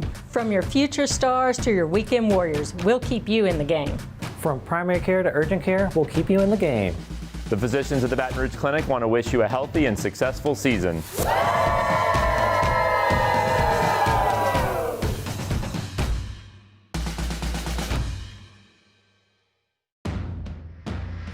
Since 1947, Danos has been committed to driving results for operators worldwide. From upstream and midstream to downstream and renewables, you can count on Danos anytime, anywhere. The world needs energy, and we deliver. Visit Danos.com to learn more. Party just beginning in the Big Easy tonight, and for Rummel fans, they're celebrating a victory over Shaw in the megaphone game, 35-21. Jeff Palermo and Greg Bowser had the call tonight, and this was just a great performance by the Rummel offensive line. I don't think we can say that enough here tonight. No, I don't think we can. And they came out and they tried to establish some things in early on, but then once they finally got it going, those two running backs just had a field day. I mean, you know, they did a good job of running, but I want to credit that offensive line. Yeah. I mean, everybody knew that Rummel was going to run the football, and they still couldn't stop him. Yeah. Let's take a look at the highlights from tonight's game, as this is where you're going to see some of that running here. Is just a huge night for Norman Taylor, getting into the end zone here in the second half. For Shaw, I mean, they got an outstanding running back, too, in Jasper Parker. He had a really nice night tonight as well. Yeah, he did. He had a really good time. But once they fell behind, then it became a problem for them because they had to start throwing the football, and it created some issues for them. But, again, you see Parker getting involved in a passing game. He catches a touchdown to keep his team in it. Yeah. But, again, you go back to Rummel, they just went back on the ground, and there was just no answer. Yeah, that was the lone touchdown, that pass to Parker, the lone touchdown in the second half, as Rummel runs away and hides in the second half, outscoring the Eagles 21-7 as we take a look at our final stats from this one. Yeah, I mean, both teams ran the football well. I mean, 245 to 269, not bad. You know, the passing team, the Raiders had a bit of an edge there, but you know, the big thing that got me is that it just really wasn't a bad played ball game. They didn't have a lot of penalties until right at the end. Yeah. They didn't got it, but pretty a clean ball game. All right. Highlights and stats brought to you by Laborde Earls Injury Attorneys. Call all sevens or visit onmyside.com. The Rummel Raiders victorious here tonight as they improve to 3-0 for everyone involved. Terry Beckwith, Greg Bowser. I'm Jeff Palermo and our great Yearview crew. We'll see you next week in New Iberia. It's this simple. You have a car and Trap Chevrolet wants to buy it from you at absolute top dollar, and you don't even have to buy from us. It's true. We want to buy your vehicle. You won't believe how much your vehicle is worth. Just trade your vehicle in or take the cash. And while you're here, choose from our selection of new Chevy cars, trucks, crossovers, and sport utility vehicles at special savings. Find the new Chevy perfect for you and your lifestyle. So hurry in today at Trap Chevrolet in Houma. Legal Minds has interviewed Louisiana Supreme Court justices, appellate trial court judges, federal, state, and local government leaders, including U.S. senators and Congress members. Watch at Locke Meredith, Sean Fagan & Associates website, LockeMeredith.com, or Cox Channel 1004. Hi, I'm Sean Fagan of Locke Meredith, Sean Fagan & Associates. When insurance companies have been unfair, we've never been afraid to go to trial. Fighting hard to protect your rights, we never settle a case out of convenience. We only settle when it's right for you. Whether you hire us at all, give us a call. When you're in an accident, you really don't know where to turn. The person who hit you, their insurance company is going to try to reach out to you. You settle at the beginning, you're forever done with your claim. Don't do that. You hire a professional to deal with a professional, someone who has the resources to fight them all the way. I've been handling personal injury for over 2 decades. When you call my office, you're going to get me. You're going to get my experience, and you're going to get the best chance to get what's rightfully yours. It's game day at Raising Cane's.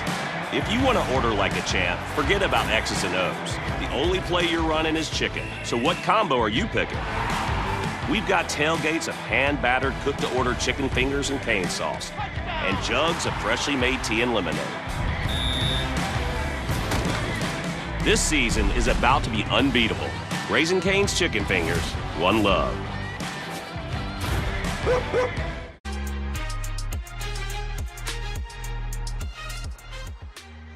So going around the state here in Baton Rouge, one of the games that stands out is the one you just heard on the radio side, where Catholic High and U High were at Memorial, and the Cubs come away victorious in overtime in that one.